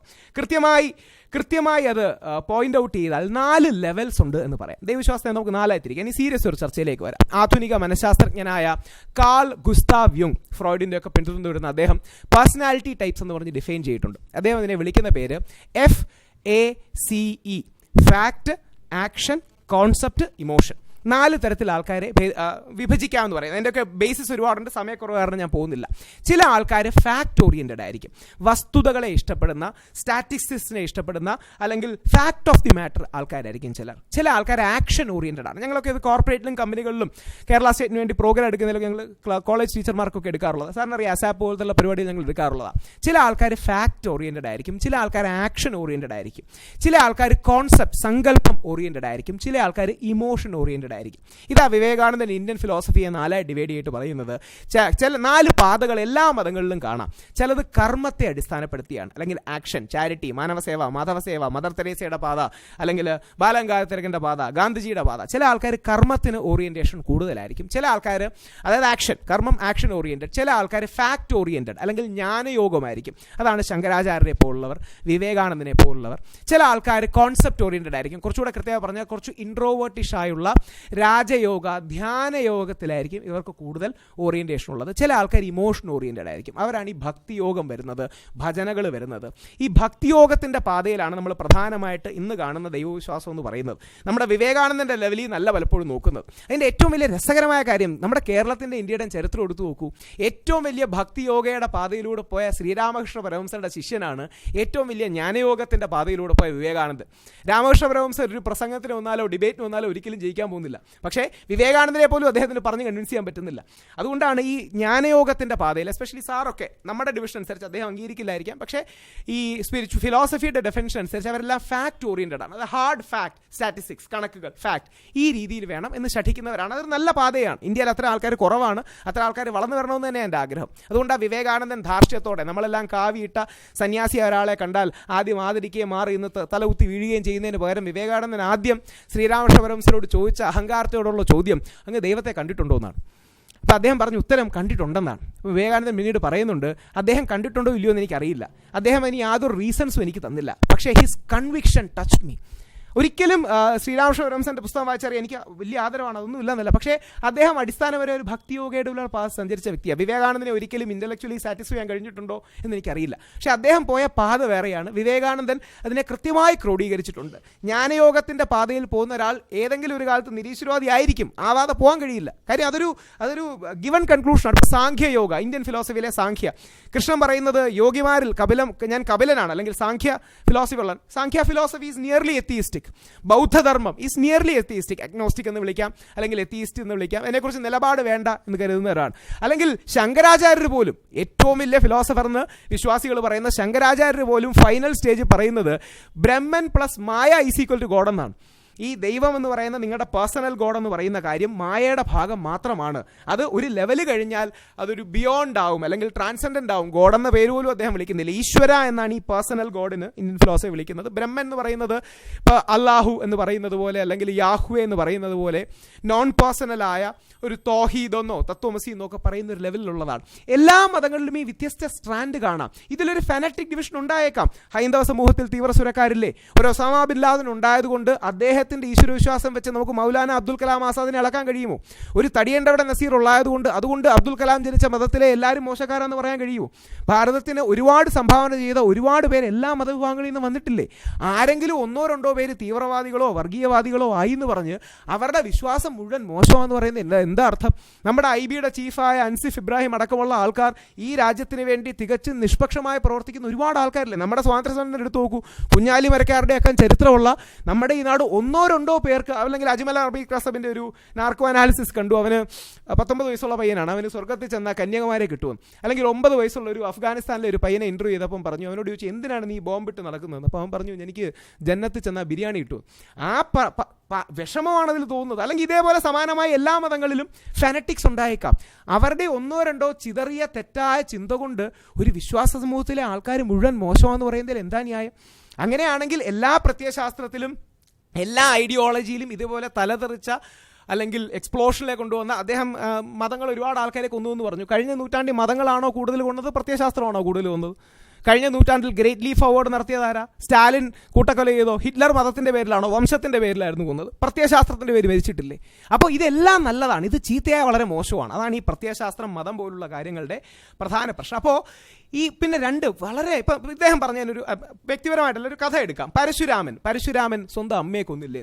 ഇതല്ലേ ഒരു കറക്റ്റ് പ്രൊപ്പഗാൻഡയുടെ സ്വഭാവം? ഹാഫ് ട്രൂത്ത് മാത്രം പറയുക. ആ കഥ പൂർണ്ണമായിട്ട് എങ്ങനെയാ? പരശുരാമന്റെ അജ്ഞനായ ജമദഗ്നി മഹർഷി പറഞ്ഞു രേണുകെ തല വെട്ടണമെന്ന്. വെട്ടുവാൻ ആയുധം ഓങ്ങി നിൽക്കുന്ന പുത്രന്റെ മുമ്പിൽ കുനിഞ്ഞ ശിരസുമായ നമ്മുടെ കവിതയൊക്കെയുണ്ട്. അതിനുശേഷം പരശുരാമൻ പറയുന്നത് എന്താ? അപ്പം മോനെ, ഞാൻ നിന്നിൽ സംപ്രീതനായി പറഞ്ഞപ്പോൾ അവരുടെ ജീവൻ തിരിച്ചു വേണമെന്ന്. അപ്പം ആ ഭാഗം അങ്ങ് കട്ടിയിട്ട് സ്വന്തം അമ്മയെ കൊന്നില്ലേ എന്ന് പറയുന്നതിൽ എന്താ? അതൊരു സിംബോളിക് കഥയല്ലേ? അല്ലാതെ ഒരാൾ വെട്ടിക്കഴിഞ്ഞാൽ ജീവൻ തിരിച്ചു വരുമെന്നാണോ അർത്ഥം? അപ്പോൾ ഇതാണ് പ്രശ്നം. ഞാൻ ചെറിയ പ്രായത്തിൽ ഒരുപാട് ചോദിക്കുക, ഈ ഹനുമാൻ കുരങ്ങനല്ലേ, ഹനുമാൻ എങ്ങനെ സംസാരിക്കാൻ കഴിയുന്നു? ഞാൻ അറിയുന്ന കുരങ്ങന്മാരൊന്നും സൂല് സംസാരിക്കാറില്ല. അപ്പോൾ ചെറിയ പ്രായത്തിൽ ആരും എനിക്ക് മറുപടി തന്നിട്ടില്ല. അതാണ് എൻ്റെ ഒരു പ്രശ്നം. ഈ മതവിശ്വാസത്തിൻ്റെ ഭാഗത്ത് നിൽക്കുന്നവർ പലപ്പോഴും എക്സ്പ്ലനേഷൻ കൊടുക്കുന്നവർ വളരെ വീക്കാണ്. അതുകൊണ്ടാണ് ഞാൻ ഈ ജ്ഞാനയോഗത്തിൻ്റെ പാതയിൽ, യുക്തിവാദത്തിൻ്റെ പാതയിൽ പോകുന്നവർ കൂടുതൽ വരണമെന്ന് ആഗ്രഹിക്കുന്നത്. മാർക്കണ്ഡേയ കഡ്ജു, പ്രത്യേകിച്ച് ഇടത് ചാഞ്ഞ് നിൽക്കുന്ന ഒരു ജഡ്ജാണ്, വളരെ സെക്കുലർ നമ്മൾ വിശ്വസിക്കുന്ന സുപ്രീം കോടതി ജഡ്ജാണ്. അദ്ദേഹത്തിൻ്റെ സുപ്രീം കോടതിയുടെ വിധിന്യായത്തിൽ അദ്ദേഹം പറയുന്നുണ്ട്, ഈ വാനരന്മാർ എന്ന് പറഞ്ഞാൽ കുരങ്ങന്മാരല്ല. അദ്ദേഹത്തിൻ്റെ ഒബ്സർവേഷനാണ് ഒരു ഷെഡ്യൂൾ ട്രൈബ് കാസ്റ്റ് കേസിലെ. വാനരന്മാർ എന്ന് പറഞ്ഞാൽ കുരങ്ങന്മാരെന്നല്ല, വാനരൻ അഥവാ വനനരൻ, ഫോറസ്റ്റ് മാൻ. ഇന്ത്യയിലെ പഴയ ഫോറസ്റ്റ് ട്രൈബ്സ് ആണത്. അന്നത്തെ കാലത്തെ പിക്ചറൈസേഷൻ വെച്ച് അവരെ കുരങ്ങന്മാരും ചെയ്തതാണ്. അത് അവരോട് ചെയ്ത തെറ്റാണ്, ഒരു കാരണവശാലും ചെയ്യരുത്. അത് ഈ കാലാന്തരത്തിലുള്ള പിക്ചറൈസേഷൻ അങ്ങനെയാണ്. ഇപ്പോൾ രാമായണൻ സാറിൻ്റെ രാമായണം നമ്മളെല്ലാം കണ്ടിട്ടുണ്ട്. യുദ്ധമൊക്കെ കാണിക്കാനുള്ള എളുപ്പത്തിന് വേണ്ടി രാവണൻ്റെ കൂടെയുള്ള എല്ലാവരും കപ്പടാമീശക്കാർ, രാമൻ്റെ കൂടെ വരുന്നവരെല്ലാം ക്ലീൻ ഷേവ്ഡ് നമ്മൾ കണ്ടു കാണും. അല്ലെങ്കിൽ നമ്മുടെ ഈ ഹാർപ്പിക് അയ്യപ്പൻ, മറ്റേ ചാനലിൽ വരുന്ന ഹാർപ്പിക്ക് സ്പോൺസർ ചെയ്യുന്ന അയ്യപ്പൻ്റെ പരിപാടിയുണ്ട്. അതിലെ തമാശ എന്ന് പറഞ്ഞാൽ, ഇത് ഈ റാണിയായിട്ട് അഭിനയിക്കുന്ന വളരെ പ്രസിദ്ധയായ ഒരു നടിയാണ്. അപ്പോൾ അവരെ മോശക്കാരിയായി കാണിക്കാൻ കഴിയില്ല. ഞങ്ങളൊക്കെ ചെറിയ പ്രായത്തിൽ കേട്ടത് രാജ്ഞി അയ്യപ്പനെതിരെ ഗൂഢാലോചന നടത്തിയെന്നാണ്. പക്ഷേ ഇപ്പോൾ ആ സീരിയൽ കാണിക്കുന്ന എന്താ അറിയോ, മന്ത്രി മാത്രം ഗൂഢാലോചന നടത്തിയെന്നായി. കാര്യം രാജ്ഞിയെ മോശമായി കാണിക്കാൻ പറ്റില്ല. നാളെ മന്ത്രിയായിട്ട് നമ്മുടെ ജഗദീഷ് ശ്രീകുമാർ വല്ലതും മന്ത്രിന്നെങ്കിൽ വേറൊരു കഥയാവും. മന്ത്രിയല്ല, സ്വന്തമായിട്ട് അയ്യപ്പൻ ഗൂഢാലോചന നടത്തി വെളിയിലായെന്നാവും. അതൊക്കെ കാലാന്തരത്തിലെ പിക്ചറൈസേഷൻ മാത്രമാണ്. അതിൻ്റെ ഫിക്ഷൻ, എല്ലാ മതത്തിനും ഒരു ഫിക്ഷണൽ ആസ്പെക്റ്റ് ഉണ്ട്, ഒരു ഫിലോസോഫിക്കൽ ആസ്പെക്റ്റ് ഉണ്ട്, ഒരു ഫാക്ച്വൽ ആസ്പെക്റ്റ് ഉണ്ട്. അതിലെ ഫാക്റ്റ് എടുത്തിട്ട്, ഫിലോസഫി എടുത്ത് അതിൻ്റെ ഫിക്ഷനെ കഴിയുന്നത്ര പ്യൂരിഫൈ ചെയ്യുകയും അത് ജനങ്ങൾക്ക് മുമ്പിൽ അവതരിപ്പിക്കുകയും ചെയ്യണം. അതിൽ പലതും അതിശയോക്തിയാണ്, അത് പലതും വാമൊഴിയായിട്ട് വന്നതാണ്. അത് ഏത് കാലഘട്ടത്തിലാണ് നടന്നത്? എത്രയോ നൂറ്റാണ്ടുകൾക്കും സഹസ്രാബ്ദങ്ങൾക്കും മുമ്പ് നടക്കുമ്പോൾ, ഇപ്പം നമ്മുടെ ഇന്നത്തെ കാലം, നമ്മുടെ നാട്ടിൽ നമ്മുടെ പിണറായി വിജയൻ്റെയോ നരേന്ദ്രമോദിയുടെയോ അല്ലെങ്കിൽ വേറെ കോൺഗ്രസിലെ വലിയ നേതാക്കളുടെയൊക്കെ സൈഡിൽ ഈ സിംഹത്തിൻ്റെയും പുലിയുടെയൊക്കെ ഷേപ്പൊക്കെ വെച്ചിരിക്കും. നരേന്ദ്രമോദി ഗർജിക്കുന്നു, പിണറായി വിജയൻ്റെ സിംഹഗർജനം, സുകുമാർ റീകോഡിൻ്റെ സാഗര ഗർജനവും എന്നൊക്കെ. ഒരു 100 വർഷം കഴിഞ്ഞിരുന്ന പിള്ളേരോട് നരേന്ദ്രമോദി സംസാരിക്കുമ്പോൾ സിംഹത്തെ പോലെ ഇരുന്നു എന്നൊക്കെ ചോദിച്ചാൽ, അതൊരു യൂസേജ് മാത്രമാണ്, ഒരു മെറ്റഫർ മാത്രമാണ്, ഒരു ഭാഷയുടെ പ്രയോഗം മാത്രമാണ്. അതുകൊണ്ടാണ് ഹനുമാൻ ചാടിക്കടന്ന് പോയി എന്നൊക്കെ പറയുന്നത്. ഞാൻ ഇന്ന് മുഹമ്മദ്ജിയോട് പറഞ്ഞു, മുഹമ്മദ്ജി ഞാൻ ബാംഗ്ലൂരിൽ നിന്ന് പറന്നാണ് വന്നത്. കാര്യം രാത്രി 10:30 11 മണിക്കാണ് ഞങ്ങൾ അവിടെ സ്റ്റാർട്ട് ചെയ്ത് ശിവരാത്രി പരിപാടി കഴിഞ്ഞ് ശ്രീ രവിശങ്കറോടൊപ്പം. ഇവിടെ 16 മണിക്കൂർ എടുക്കേണ്ടത് ഞാൻ തന്നെ ഓടിച്ച് നമ്മുടെ ഡ്രൈവറിനെ സൈഡിൽ കിടത്തി ഞാൻ പറന്നാണ് എത്തിയെന്ന് പറഞ്ഞു. എന്ന് പറഞ്ഞാൽ അതിൻ്റെ അർത്ഥം ഞാൻ ആകാശത്തൂടെ പറന്നു എന്നൊന്നുമല്ല, പകരം വളരെ വേഗത്തിൽ പോയി എന്ന് മാത്രമേ ഉള്ളൂ. അപ്പോൾ ഈ ലാംഗ്വേജിൻ്റെ യൂസേജിൻ്റെ പേരിൽ മാത്രം മതചിഹ്നങ്ങളെയും മതത്തിൻ്റെ കഥകളെയും അതിൻ്റെ ഫിലോസഫി മനസ്സിലാക്കാതെ വിമർശിച്ചാൽ ഒരുപാട് സ്പേസ് വിമർശിക്കാൻ കിട്ടുമെന്നല്ലാതെ അതിന് അർത്ഥമില്ല. ഇപ്പോൾ ഏറ്റവും വലിയ പണ്ഡിതൻ നമ്മുടെ ഹോമോസെക്ഷുവാലിറ്റി ഡിബേറ്റ് പറയുകയുണ്ടായി. ഇന്ത്യ ഭയങ്കര ഈ ഹിന്ദുക്കളുടെ ഒരു പ്രശ്നം അതാണ്, ഈ ഒരുപാട് ബ്രോഡായതുകൊണ്ട് എങ്ങനെ വേണമെങ്കിൽ വ്യാഖ്യാനിക്കാം. ഭയങ്കര ഫോർവേഡായിരുന്നു ഇവർ പണ്ടേ. അതുകൊണ്ടല്ലേ ശിവനും വിഷ്ണു കല്യാണം കഴിച്ച് അയ്യപ്പനുണ്ടായത്. അങ്ങനെയാണല്ലോ നമ്മൾ പറയുന്നത് ഹരി ഹരസുധൻ. അപ്പം നമ്മുടെ ഒരു പ്രശ്നം എന്ന് പറഞ്ഞാൽ, ഞാൻ ചാനൽ ചർച്ചയൊക്കെ ഇരുന്നു NDTVയിലും CNIBയിലും ഒക്കെ. ഈ പറഞ്ഞത് വലിയൊരാളാണ്, പുള്ളിയെ തള്ളി പറയാനും പറ്റില്ല, ഇത് ശരിയാണെന്ന് പറയാനും പറ്റില്ല. അപ്പം ഞാൻ പറഞ്ഞു, പുള്ളി പറഞ്ഞത് വളരെ കറക്റ്റാണ്, പക്ഷേ അതൊരു ബയോളജിക്കൽ ട്രൂത്ത് അല്ല, ഒരു ഫിലോസോഫിക്കൽ ട്രൂത്താണ്. ഒരു കാലത്ത് ശൈവരെന്നും വൈഷ്ണവരും എന്ന പേരിൽ ഈ നാട്ടിലെ ജനവിഭാഗം ഫൈറ്റ് ചെയ്തുകൊണ്ടിരുന്നപ്പോൾ ഏകദേശം ഒരു 950 AD 1050 കാലഘട്ടങ്ങളിൽ മണികണ്ഠൻ എന്ന് പറയുന്നൊരു വ്യക്തി, ദൈവമൊന്നുമല്ല, ഒരു വ്യക്തി, മനുഷ്യനായ അവതാരമെന്ന് വിശ്വാസികൾ വിശ്വസിക്കുന്ന മണികണ്ഠൻ ശൈവരെയും വൈഷ്ണവരെയും ഒന്നിപ്പിച്ചു. അയ്യനെയും അപ്പനെയും ഒന്നിപ്പിച്ചു. അയ്യ എന്ന് പറഞ്ഞാൽ പഴയ ഭാഷയിലെ വിഷ്ണു സൂചകം, അപ്പ എന്ന് പറഞ്ഞാൽ ശിവസൂചകം. അങ്ങനെ ഇവരെ യോജിപ്പിച്ചുകൊണ്ടാണ് ഹരി ഹരസുധൻ, അയ്യപ്പൻ എന്ന് വിളിക്കുന്നത്. അല്ലാതെ 2 ആണുങ്ങൾ കല്യാണം കഴിച്ചാൽ, പോട്ടെ ഹോമോസെക്ഷുവാലിറ്റി അംഗീകരിച്ചു എന്ന് ഇരിക്കട്ടെ, 2 ആണുങ്ങൾ കല്യാണം കഴിച്ചാൽ കുട്ടി എങ്ങനെ ഉണ്ടാവും? അപ്പോൾ ഇതൊന്നും മനസ്സിലാക്കാതെ കാടടച്ചുള്ളൊരു വ്യാഖ്യാനവും വെടിവെപ്പ് മാത്രമാണ്. അപ്പോൾ ഇതിനൊരു ഫിലോസോഫിക്കൽ ട്രൂത്ത് ഉണ്ട്. ആ ഫിലോസോഫിക്കൽ ട്രൂത്തിനെ കാണാതെ 2 ആണുങ്ങൾ കല്യാണം കഴിച്ചാൽ കുട്ടിയൊക്കെ ഉണ്ടാവും, അതുകൊണ്ട് ഇതെല്ലാം വെറുതെയാണ് എന്ന് പറയാൻ വളരെ എളുപ്പമാണ്. പക്ഷേ അതിന് ഈ 3ാം ക്ലാസ്സിലെ കുട്ടിയെ തള്ളി പറയുന്ന കാര്യം മാത്രമേ അതിനുള്ളൂ. അതുകൊണ്ട് ഇപ്പം 2 മതപരമായ വിഷയമാണ് കാശ്മീർ എന്നൊക്കെ പറയുന്നത് കഷ്ടമാണ്. കാശ്മീരിലെ 3.5 ലക്ഷം കാശ്മീരി പണ്ഡിറ്റുകളാണ് കാശ്മീരിൽ നിന്ന് വെളിയായത്.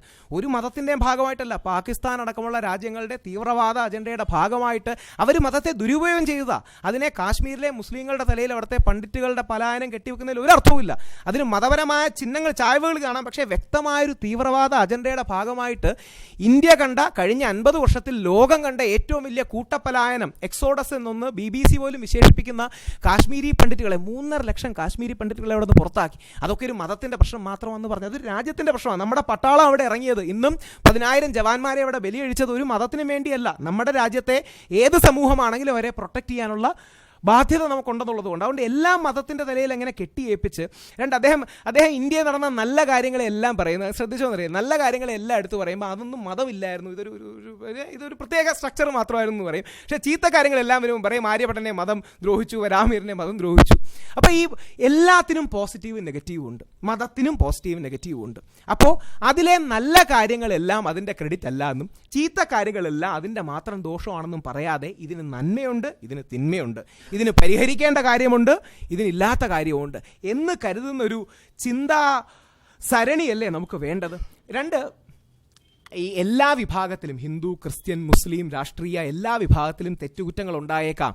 അല്ലെങ്കിൽ രോഗശാന്തി ശുശ്രൂഷയ്ക്കൊന്നും ഞാൻ ഡിഫെൻഡ് ചെയ്യാൻ ആളല്ല. എന്നിരുന്നാൽ പോലും എല്ലാ വിശ്വാസികൾക്കും അവരുടേതായൊരു വിശ്വാസം. നമ്മൾ ഹിന്ദി പറയും ദവാ ഹോ ഗയി അബ് ദുവാ കി സറൂരത്ത് ഹൈ. ദവ അതായത് മെഡിസിൻ ആയി കഴിഞ്ഞു, ഇനിയും നിങ്ങൾക്ക് ദുവായുടെ അല്ലെങ്കിൽ പ്രാർത്ഥനയുടെ ആവശ്യമാണ് എന്ന് പറഞ്ഞാൽ നമുക്ക് അതീതമായൊരു ശക്തിയെ അല്ലെങ്കിൽ അതീതമെന്ന് വിശ്വസിക്കുന്ന ഒരു സങ്കല്പത്തെ പ്രാർത്ഥിക്കുകയും അതിലൂടെ വരികയും ചെയ്യണമെന്നുള്ളതാണ്. ഇന്ത്യയിൽ പണ്ട് തൊട്ടേ ധർമ്മം ഉണ്ടായിരുന്നു, മതമുണ്ടായിരുന്നു. ആ മതത്തിന് ഒരുപാട് നെഗറ്റീവ്സ് ഉണ്ടായിരുന്നു, ഒരുപാട് പോസിറ്റീവ്സും ഉണ്ടായിരുന്നു. അത് തന്ന പോസിറ്റീവ്സിൻ്റെ പല കാര്യങ്ങളുമാണ് ഇന്നത്തെ യോഗ, ഇന്നത്തെ ധ്യാനം, ഇന്ന് നമ്മൾ കാണുന്ന ആയുർവേദം അടക്കമുള്ള കാര്യങ്ങൾ. അത് നമുക്ക് തന്ന നെഗറ്റീവ് കാര്യങ്ങളാണ് സതി, നമ്മുടെ ജാതീയത. അപ്പം ഇതിനെ സമഗ്രമായി കാണാതെ ഇല്ല എന്ന് പറഞ്ഞ് ഒരു മനഃപൂർവ്വം ഒന്നോ രണ്ടോ വാക്കിലേക്കെല്ലാം ചുരുക്കി ഇത് മുഴുവൻ തെറ്റാണെന്ന് പറയുന്നതിന് ബൗദ്ധികമായൊരു സത്യസന്ധതയുണ്ടോ? കഴിഞ്ഞ നൂറ്റാണ്ടിലെ നമ്മുടെ റിഫോമേഴ്സ്, കേരളീയ നവോത്ഥാനം നമ്മൾ അഭിമാനത്തോടെ പറയുന്ന എല്ലാവരെയും എടുത്തു നോക്കുക. സ്വാമി വിവേകാനന്ദൻ, ചട്ടമ്പി സ്വാമി, ശ്രീനാരായണ ഗുരുദേവനെയൊക്കെയാണ് നിങ്ങൾ അതിൽ ഏറ്റവും മനോഹരമായി കാണേണ്ടത്. അദ്ദേഹം എത്ര രസകരമാണ്. അദ്ദേഹം ആത്മീയവാദിയാണ്, വിശ്വാസിയാണ്, അമ്പലങ്ങൾ പ്രതിഷ്ഠിച്ചിട്ടുണ്ട്, കണ്ണാടി പ്രതിഷ്ഠിച്ചിട്ടുണ്ട്, ഇനി നീ നിന്നെ തന്നെ പ്രാർത്ഥിച്ചാൽ മതി എന്ന് പറഞ്ഞിട്ടുണ്ട്. നമ്മുടെ കേരളത്തിൻ്റെ പാരമ്പര്യവും ചരിത്രവും നോക്കിയാൽ ഏറ്റവും എനിക്ക് അഭിമാനം, ഏറ്റവും വലിയ ആത്മീയവാദി കഴിഞ്ഞ നൂറ്റാണ്ടിലെ മലയാളി എന്ന് വിളിക്കപ്പെടുന്ന ശ്രീനാരായണ ഗുരുദേവൻ്റെ ശിഷ്യനാണ് കഴിഞ്ഞ നൂറ്റാണ്ടിലെ ഏറ്റവും വലിയ യുക്തിവാദിയായ സഹോദരൻ അയ്യപ്പൻ. അവിടെയാണ് നമ്മൾ അതിൻ്റെ സമന്വയം കാണേണ്ടത്.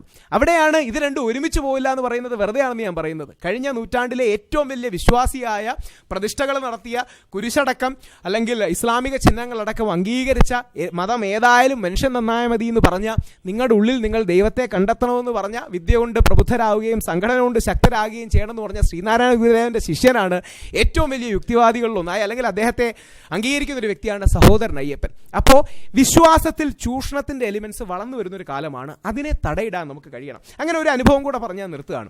അപ്പോൾ എൻ്റെ 20 മിനിറ്റ് 3 മിനിറ്റും കൂടെ ബാക്കിയുണ്ട്. അതായത് ഏകദേശം ഒരു 3 വർഷങ്ങൾക്ക് മുമ്പ് ഒരു വ്യക്തി എന്നെ കാണാൻ വന്നിരുന്നു. അദ്ദേഹം അവകാശപ്പെടുന്നത് 4 വർഷം മുമ്പ് അദ്ദേഹം മഹാവീരൻ, അതായത് നമ്മുടെ ജൈന തീർത്ഥങ്കരനായ മഹാവീരൻ്റെ അവതാരമാണെന്നാണ്. അപ്പോൾ എനിക്ക് ആകെ ഒരു ഡൗട്ടായി. ഇതേ നന്നായി സംസാരിക്കുന്ന നോക്കിയുണ്ട്. അപ്പോൾ ഞാൻ ഇനി വിചാരിച്ചു ചിലപ്പോൾ ഇനി ആണെങ്കിലോ ബിരിയാണി കിട്ടുമെങ്കിലോ എന്ന് പറയുന്നത് പോലെ ചിലപ്പോൾ ഇനി ആണെങ്കിലോ ലോകത്ത് അങ്ങനെ മഹാവീരൻ വീണ്ടും വന്നപ്പോൾ എൻ്റെ അടുത്തൂടെ പോയൊരു ഭാഗ്യം എനിക്കുണ്ടെങ്കിലോ എന്ന് പറഞ്ഞ് നമ്മുടെ പ്രസിദ്ധ സൈക്കോളജിസ്റ്റായ 4-5 വർഷം മുമ്പ് മാത്യു വല്ലൂർ സാറിൻ്റെ അടുത്ത് ഇദ്ദേഹത്തെ കൊണ്ടുപോയി.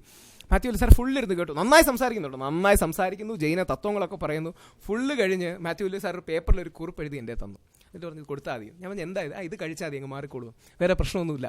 അപ്പം ഞാൻ അന്നൊന്ന് സംശയിച്ചാൽ ഇത്ര ബഹുമാനമില്ലാന്ന് കാണുന്നത്. ഈ വ്യക്തിയെ തന്നെ 2 വർഷത്തിന് ശേഷം കണ്ടപ്പോൾ ഞാൻ പറഞ്ഞു മഹാവീരൻ അല്ല, അത് എനിക്ക് താൽക്കാലികം 1-2 വർഷത്തേക്ക് തോന്നി, അതങ്ങ് മാറി കേട്ടോ എന്ന് പറഞ്ഞു. ഇതുപോലെ ഒരുപാട് ആൾക്കാരുണ്ട്. ഇപ്പം ഞാൻ ഒരാളെ പേരെടുത്ത് പറയുന്നില്ല. ഇപ്പം നിങ്ങൾ ഇൻ്റർനെറ്റ് നോക്കിയാൽ ഞാൻ കൽക്കിയാണെന്ന് പറയുന്ന ഒരാളുണ്ട്. അപ്പോൾ ഈ വ്യക്തിയോട് ഞാൻ ഒരിക്കൽ സംസാരിച്ചു. അപ്പോൾ പുള്ളി പറയണത് അദ്ദേഹം ഒരു താമ്പൂല പ്രശ്നം, അതായത് ജ്യോതിഷ പ്രശ്നം വെച്ച് നോക്കിയപ്പോൾ അദ്ദേഹം കൽക്കിയാണെന്ന് അദ്ദേഹത്തിന് മനസ്സിലായിരുന്നു. അപ്പോൾ ഞാൻ പുള്ളിയോട് പറഞ്ഞു, അല്ല അങ്ങ് ശരിക്കും ദൈവമാണെങ്കിൽ ഈ ജ്യോതിഷ പ്രശ്നം വെക്കേണ്ട ആവശ്യമില്ലല്ലോ, അല്ലാതെ തന്നെ അറിയാമല്ലോ. അപ്പം ഇതിൽ ശരിയല്ലാത്ത ആൾക്കാരുണ്ട്, മനഃപൂർവ്വം ആൾക്കാരെ പറ്റിക്കാൻ ഇറങ്ങുന്നതുകൊണ്ട് സെൽഫ് ഡില്യൂഡഡ് ആയ ഒരു സെൽഫ് ചീറ്റിംഗ് അല്ലെങ്കിൽ സ്വയം ഡില്യൂഡഡ് ആയപ്പെട്ട ആൾക്കാരുണ്ട്. ഇതോടൊപ്പം തന്നെ ഒരുപാട് നല്ല ആൾക്കാരുമുണ്ട്. അപ്പോൾ ഇവരെ വേർതിരിച്ചറിയുകയും ഇവരുടെ നന്മ ഏത്, ചീത്ത ഏത്, ശരിയേത്, തെറ്റേത് എന്ന് പറയുകയും ഗാന്ധിജിയെയും വിവേകാനന്ദനെയും വീണ്ടും ഉയർത്തി കാണിക്കുക. ഞാൻ 3 ഐക്കൺസിനെ മുമ്പോട്ട് വെക്കാൻ ആഗ്രഹിക്കുന്നത്: ഗാന്ധിജി, വിവേകാനന്ദൻ, ഐൻസ്റ്റീൻ. ഗാന്ധിജി ഒരു സോഷ്യോ പൊളിറ്റിക്കൽ ഡൈനാമിക്സിൽ നിന്ന്, വിവേകാനന്ദൻ ഒരു സ്പിരിച്വൽ ഫിലോസഫിക്കൽ റിലത്തിൽ നിന്ന്, ഐൻസ്റ്റീൻ ഒരു സയൻറ്റിഫിക്, സ്പിരിച്വൽ എന്ന വാക്ക് ഉപയോഗിക്കാമെങ്കിൽ ഒരു സയൻറ്റിഫിക് പാരഡൈമിൽ നിന്ന്. ഇവരെല്ലാം പറയുന്നത് അത്തരത്തിൽ ഇവരാരും നിരീശ്വരവാദികളായിരുന്നില്ല, എല്ലാവരും നിരീശ്വരവാദം തള്ളിപ്പറയുന്നതാണ്. ഞാൻ കോട്ട് ചെയ്തുകൊണ്ട് നിർത്തുന്നത് ഐൻസ്റ്റീൻ്റെ വാൾട്ടർ ഐസാക്സണിൻ്റെ രസകരമായ അദ്ദേഹത്തിൻ്റെ ജീവചരിത്രം എഴുതിയ വ്യക്തിയാണ്. അത് അദ്ദേഹം പറയുന്നു, Einstein was as much as against the fanatical atheist as he was against the fanatical believer. എത്രമാത്രം അന്ധനായൊരു വിശ്വാസിയെ ഐൻസ്റ്റീൻ എതിർത്തിരുന്നു, അത്രമാത്രം ഐൻസ്റ്റീൻ അന്ധനായൊരു അവിശ്വാസിയെ എതിർത്തിരുന്നു. കാര്യം ഇവിടെ പലപ്പോഴും 2 തരത്തിലുള്ള ആൾക്കാർ, അത് എൻ്റെയും കൂടെ വ്യാഖ്യാനമാണ്. ഒന്നെങ്കിൽ ആൾക്കാർ അന്ധവിശ്വാസികളാണ്, അല്ലെങ്കിൽ അന്ധ അവിശ്വാസികളാണ്. നമ്മുടെ പ്രശ്നം വിശ്വാസവും അവിശ്വാസവും അല്ല, അന്ധതയാണ്. അന്ധവിശ്വാസവും നോക്ക് വേണ്ട, അന്ധ അവിശ്വാസവും വേണ്ട. ഓപ്പണൈഡായ എൻക്വയറിയിൽ ബേസ് ചെയ്ത് മനുഷ്യൻ്റെ നന്മയ്ക്കുതകുന്ന, മനുഷ്യൻ്റെ ഫിലോസോഫിക്കൽ ക്വസ്റ്റിന് ഉതകുന്ന രീതിയിൽ തുടങ്ങിയ കാര്യങ്ങൾ ചെയ്യുകയും അത്തരം കാര്യങ്ങൾ കണ്ടെത്തുകയും ചെയ്യുന്ന റീഇൻകാർണേഷനെ കുറിച്ചടക്കം റിസർച്ച് നടത്തുന്ന ഇയാൻ സ്റ്റീവൻസിനെയും ബ്രെയിൻ ബേസിനെയും പോലുള്ള ആൾക്കാരെ നിങ്ങൾ കൂടുതൽ പഠിക്കണം. അങ്ങനെ പഠിക്കുമ്പോൾ ഇതിനൊരു ഫിലോസോഫിക്കൽ സയന്റിഫിക് റിലം ഉണ്ടെന്ന് മനസ്സിലാകും. ആ റിലത്തിലേക്ക് നമുക്ക് ഉയരാൻ കഴിയട്ടെ. 3ാം ക്ലാസ്സിലെ ദൈവത്തെ ശിക്ഷിക്കുന്ന കുട്ടിയെ ശിക്ഷിക്കുന്ന ദൈവം അല്ല നമ്മുടെ ദൈവം. ഐൻസ്റ്റീൻ്റെ, വിവേകാനന്ദന്റെ, ഗാന്ധിയുടെ വിശ്വാസത്തിന്റെ തലത്തിലേക്ക് നമുക്ക് ഉയരാൻ കഴിയട്ടെ. നമ്മൾ എന്തുകൊണ്ടാണ് ഒരു കാര്യത്തെ തിന്മയെന്നും ഒരു കാര്യത്തെ നന്മയെന്നും പറയാൻ കാര്യം? തള്ളിക്കളയുന്നത് എന്തുകൊണ്ടാണ്? അതിൽ നന്മയുടെ അംശം കുറവും തിന്മയുടെ അംശം കൂടുതലും ആകുമ്പോഴാണ് നമ്മളതിനെ തള്ളുകയും എതിർക്കുകയും ചെയ്യുന്നത്. അയിത്തത്തിന് നന്മകളുണ്ട്, പല പല സൗകര്യങ്ങളുണ്ടായിരുന്നു അയിത്തം കൊണ്ട്. ഡിവിഷൻ ഓഫ് ലേബർ ഉറപ്പുവരുത്തിയിരുന്നു. പക്ഷെ നമ്മൾ തള്ളുന്ന കാര്യം അതിൽ നന്മയുടെ അംശം വളരെ കുറവും തിന്മയുടെ അംശം വളരെ കൂടുതലുമാണ്. അഴിമതിക്ക് നന്മകളുണ്ട്, അഴിമതിയുണ്ട്, ചില കാര്യങ്ങൾ കൃത്യമായിട്ട് നടക്കും. ഇന്ന് നടക്കേണ്ട കാര്യം ഒരു മാസം കഴിഞ്ഞ് നടന്നു കഴിഞ്ഞാൽ പ്രയോജനമില്ല. അഴിമതി പൈസ കൊടുക്കാൻ തന്നെ നടക്കുന്നുണ്ടെങ്കിൽ അത് അതിൻ്റെ ഒരു പ്രത്യേകതയും സൗകര്യവും ഗുണവുമാണ്. പക്ഷേ അഴിമതി മൊത്തത്തിൽ അതിൽ തിന്മ കൂടുതലും നന്മ കുറവുമാണ്. ശൈശവ വിഭാഗത്തിന് നന്മകളുണ്ട്. സതി പോലും ഫിലോസഫിക്കലായിട്ട് അത് ചെയ്യുന്നു. എന്താണ്? അച്ചടക്കം ഉണ്ടാക്കുക. പക്ഷെ അതൊക്കെ വളരെ നിസ്സാരമായിട്ടുള്ള നന്മകളാണ്, അല്ലെങ്കിൽ അതിൻ്റെ ഗുണങ്ങളാണ്. അപ്പം നന്മകളില്ലാത്തത് കൊണ്ടല്ല നമ്മൾ മതത്തെയോ മതവിശ്വാസത്തെയോ എതിർക്കുന്നത്. നന്മകളില്ലാത്ത ഒന്നും ഇല്ല.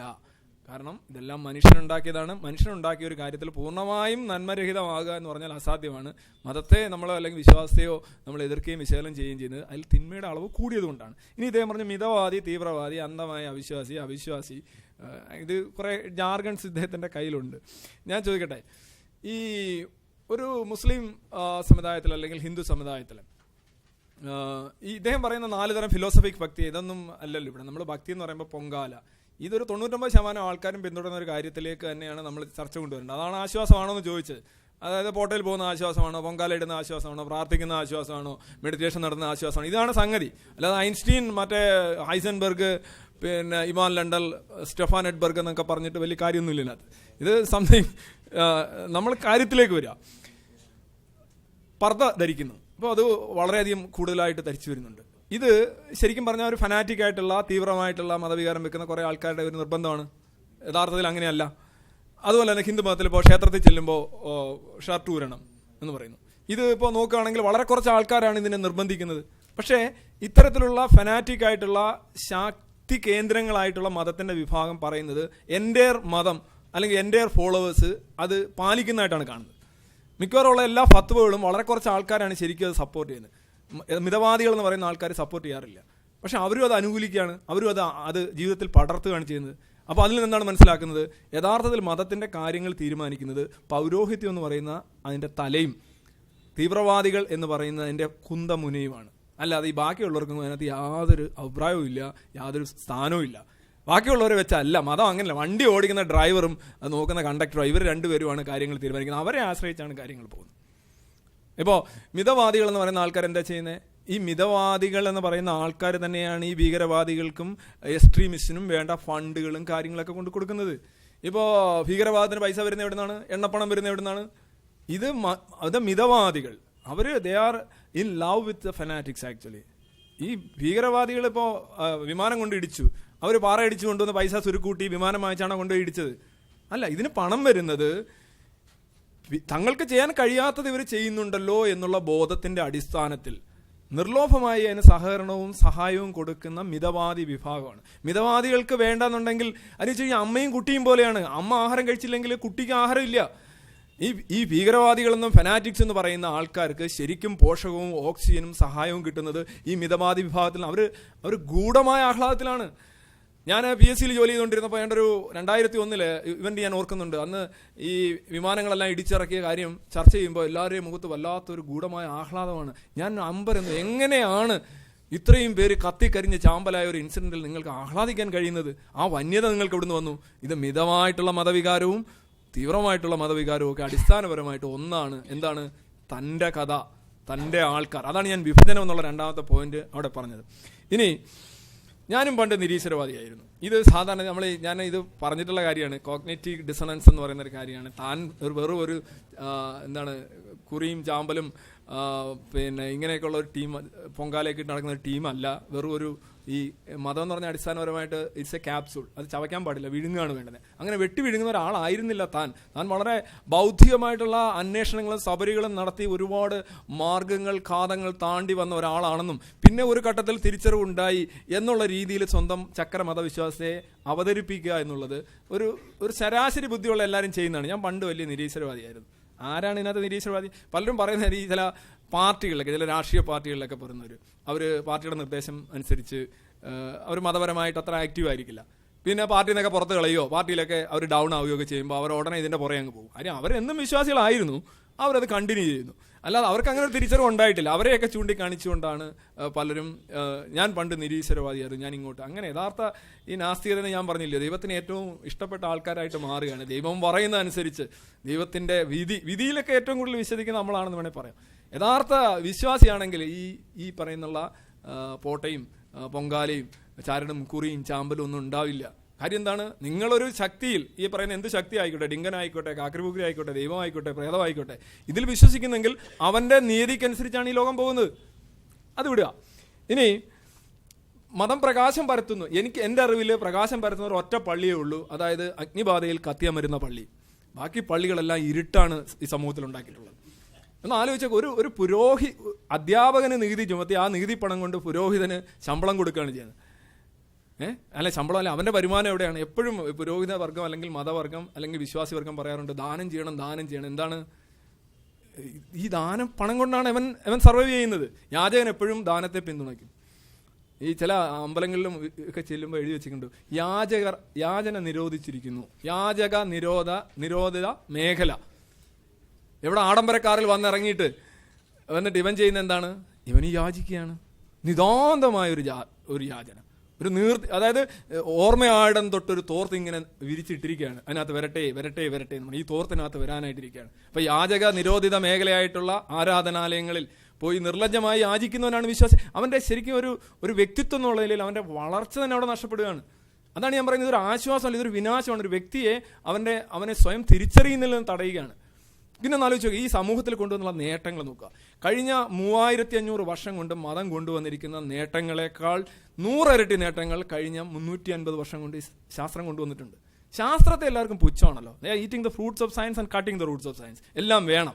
ഇപ്പോൾ ഈ പറയുന്ന ആധ്യാത്മികരുടെ കാര്യം പറഞ്ഞു കഴിഞ്ഞു. യോഗ എന്ന് പറയുന്ന ഒരു കാര്യം അദ്ദേഹം വലിയ സാധനമാണ് എന്ന് പറഞ്ഞു. യോഗയെക്കുറിച്ചുള്ള ഒരു ചർച്ചയിലേക്ക് പോകാൻ ഈ സമയം എന്നെ അനുവദിക്കുന്നില്ല. എന്നാലും ഞാൻ പറയട്ടെ, യോഗ ചെയ്തിട്ട് വന്നിട്ടുള്ള എത്ര പേർക്ക് മാനസികമായ സംയമനമാണോ ഉദ്ദേശിക്കുന്നത് ബാബ രാംദേവിൻ്റെ കണക്ക്? അതോ നിരാഹാരം കിടക്കാനുള്ള എബിലിറ്റിയാണോ? 1.5 ദിവസം ആയപ്പോഴത്തേക്ക് വാടിത്തളർന്ന് പെൺവേഷം കെട്ടി ഓടിപ്പോയതുപോലെ.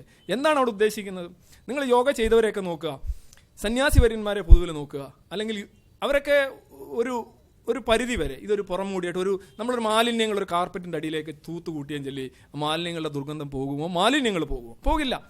ഇത്തരത്തിലുള്ള ഒരു ഫോക്കസിങ് ടെക്നിക്ക് ഉണ്ടെന്ന് യാതൊരു പ്രയോജനമില്ല. ഞാൻ പറഞ്ഞു, പുരാണങ്ങൾ നോക്കുക, ദുർവാസാവ്, വിഭാണ്ഡകൻ, അല്ലെങ്കിൽ വിശ്വാമിത്രൻ, അസൂയയുടെ കിഴങ്ങായിരുന്നു എന്ന് പറയുന്ന വസിഷ്ഠൻ.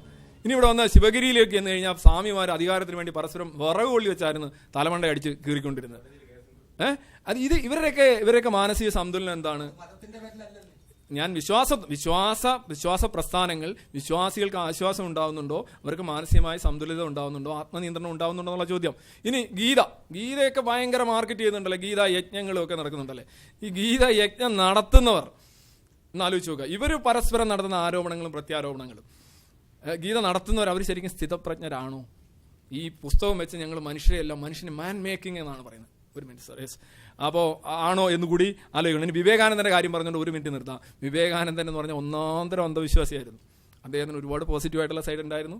അദ്ദേഹത്തിന് ഭക്തി എന്ന് പറയുന്ന ഇദ്ദേഹം പറഞ്ഞ വളരെ താഴ്ന്ന നിലയിലുള്ള ഒരു ആരാധനാക്രമത്തിൽ. ഇപ്പോൾ കാളി ടെമ്പിളിൽ 3 പ്രാവശ്യമാണ് പണത്തിനായിട്ട്, സാമ്പത്തിക ലാഭത്തിനായിട്ടാണ് ഇദ്ദേഹം പോകുന്നത്. പറഞ്ഞു വിടുന്ന ആരാ? ശ്രീരാമകൃഷ്ണ പരമഹംസൻ.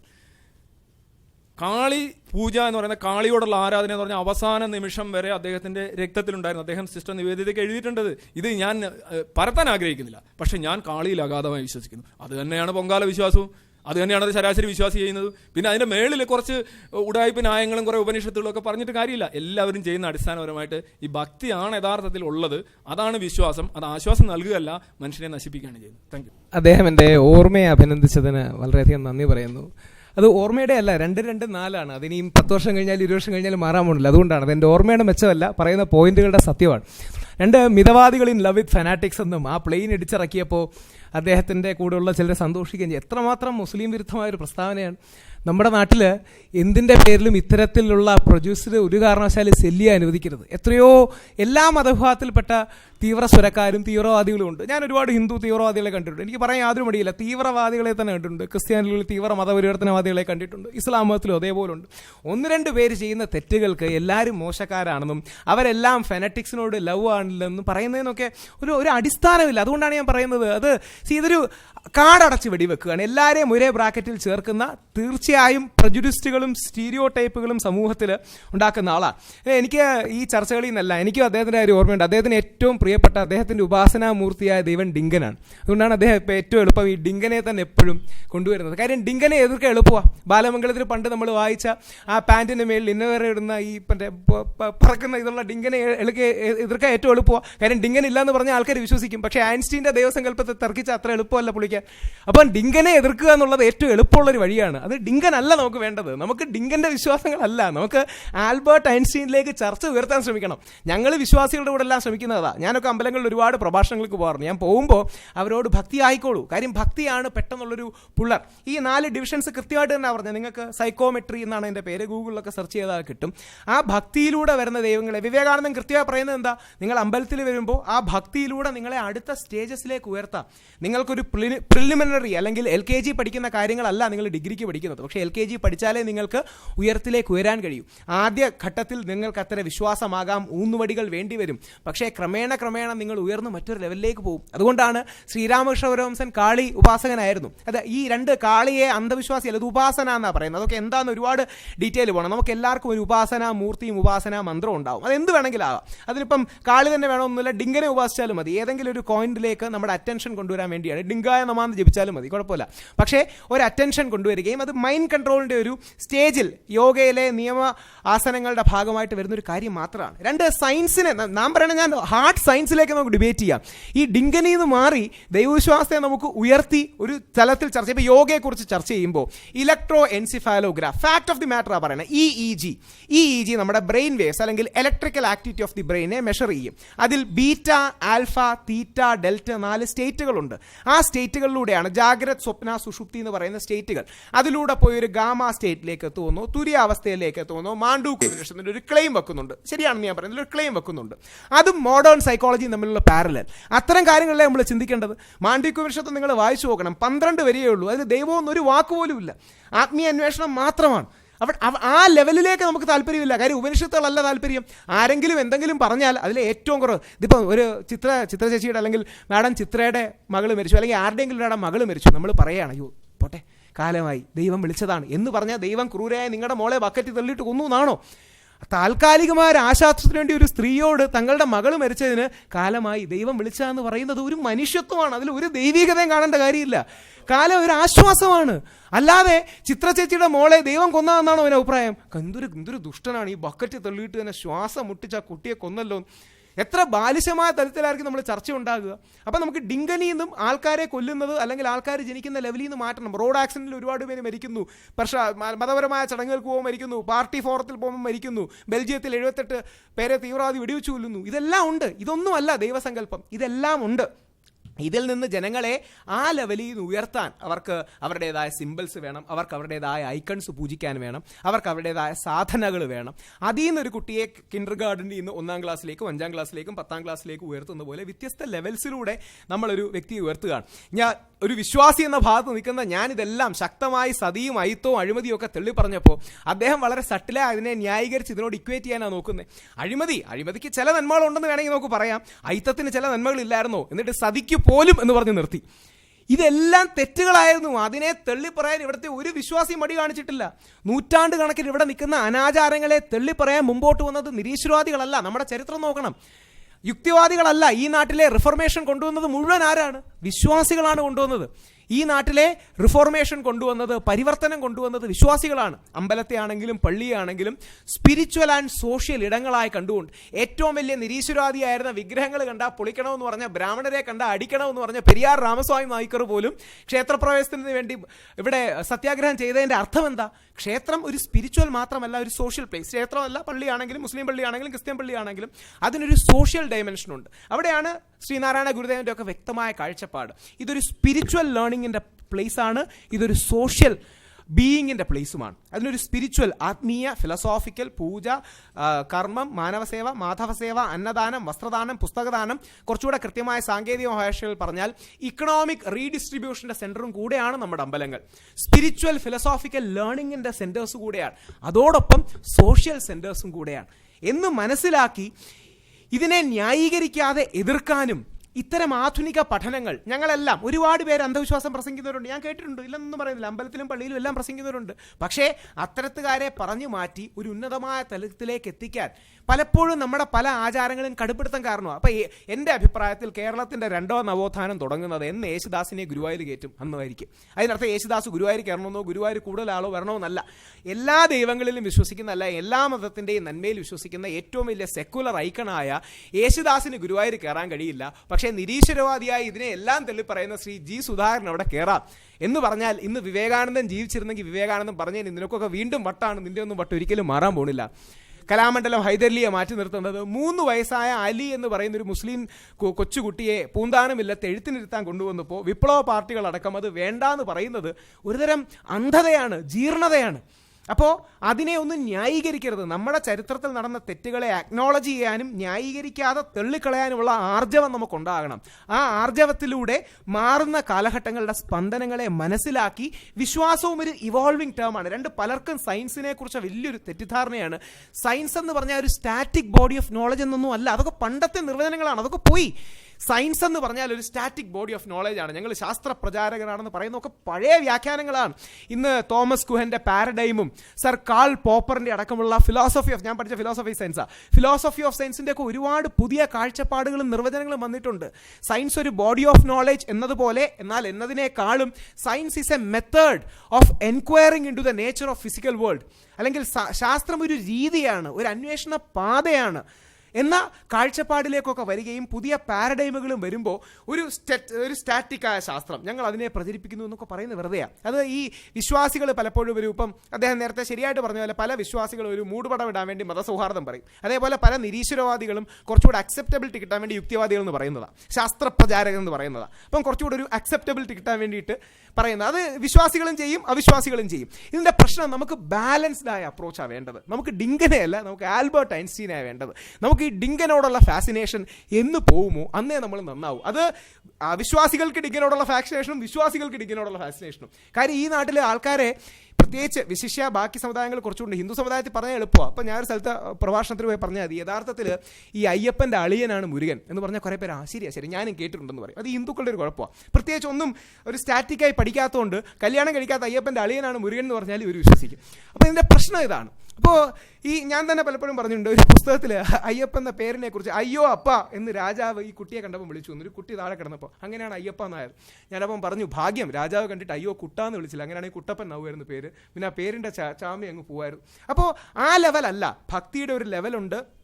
ആ ലെവലിൽ നിന്ന് ആൾക്കാരെ ഉയർത്താൻ ശ്രമിക്കുന്ന പിന്നെ ഇവർ പല ഈ വിശ്വാസികളുടെ ഭാഗത്തു നിന്ന് 1-2 ആൾക്കാർ മാറി അങ്ങോട്ട് പോയി ഇങ്ങോട്ട് പോയി എന്ന് പറയുന്നു. അങ്ങനെയാണെങ്കിൽ വലിയ ധൈര്യശാലിയായ വിപ്ലവകാരിയായ സനൽ ഇടമറക് സാർ, എൻ്റെ അടുത്ത സുഹൃത്താണ്, എന്തേ ഓടിപ്പോയത്?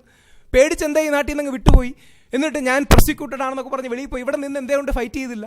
എന്തുകൊണ്ട് നമ്മുടെ യുക്തിവാദ സംഘങ്ങൾ ഏക വിശ്വാസമല്ലേ, നിങ്ങൾക്കൊരു ഏകധാരയല്ലേ, നിങ്ങളെന്താ 2-3 ഗ്രൂപ്പുകളായി സ്പ്ലിറ്റായി പോയത്, പരസ്പരം അങ്ങോട്ടും ഇങ്ങോട്ടും അടിയുള്ളത്? അപ്പോൾ ഇതൊക്കെ എല്ലാ വിഭാഗത്തിലും ഉണ്ടാവും. ഒരു കുടുംബത്തിൽ ഉണ്ടാകുന്നത് പോലെ വിശ്വാസങ്ങളുടെ ഇടയിൽ ഇതേപോലെ പ്രശ്നങ്ങളുണ്ടാവും. പക്ഷേ നമുക്ക് വേണ്ടത് എല്ലാ മതങ്ങളുടെയും, അതൊക്കെയാണ് അക്ബർ ദ ഗ്രേറ്റിനെ ജലാലുദ്ദീൻ മുഹമ്മദിനെ നമ്മൾ അക്ബർ എന്ന് വിളിക്കുന്ന, ഗ്രേറ്റ് എന്ന് വിളിക്കുന്ന കാരണം. എല്ലാ മതങ്ങളുടെയും നന്മയെടുത്ത് ഒരു സമന്വയത്തിൻ്റെ പാത, അതിൽ വിശ്വാസത്തിനും വിവേകത്തിനും സ്ഥാനമുണ്ട്. ആവശ്യമുണ്ട് എന്ന് തിരിച്ചറിഞ്ഞ് വിശ്വാസം ആശ്വാസമാണോ എന്ന് ചോദിച്ചു. വിശ്വാസം എന്ന വാക്ക് ഉപയോഗിക്കുന്നേ ഉള്ളൂ.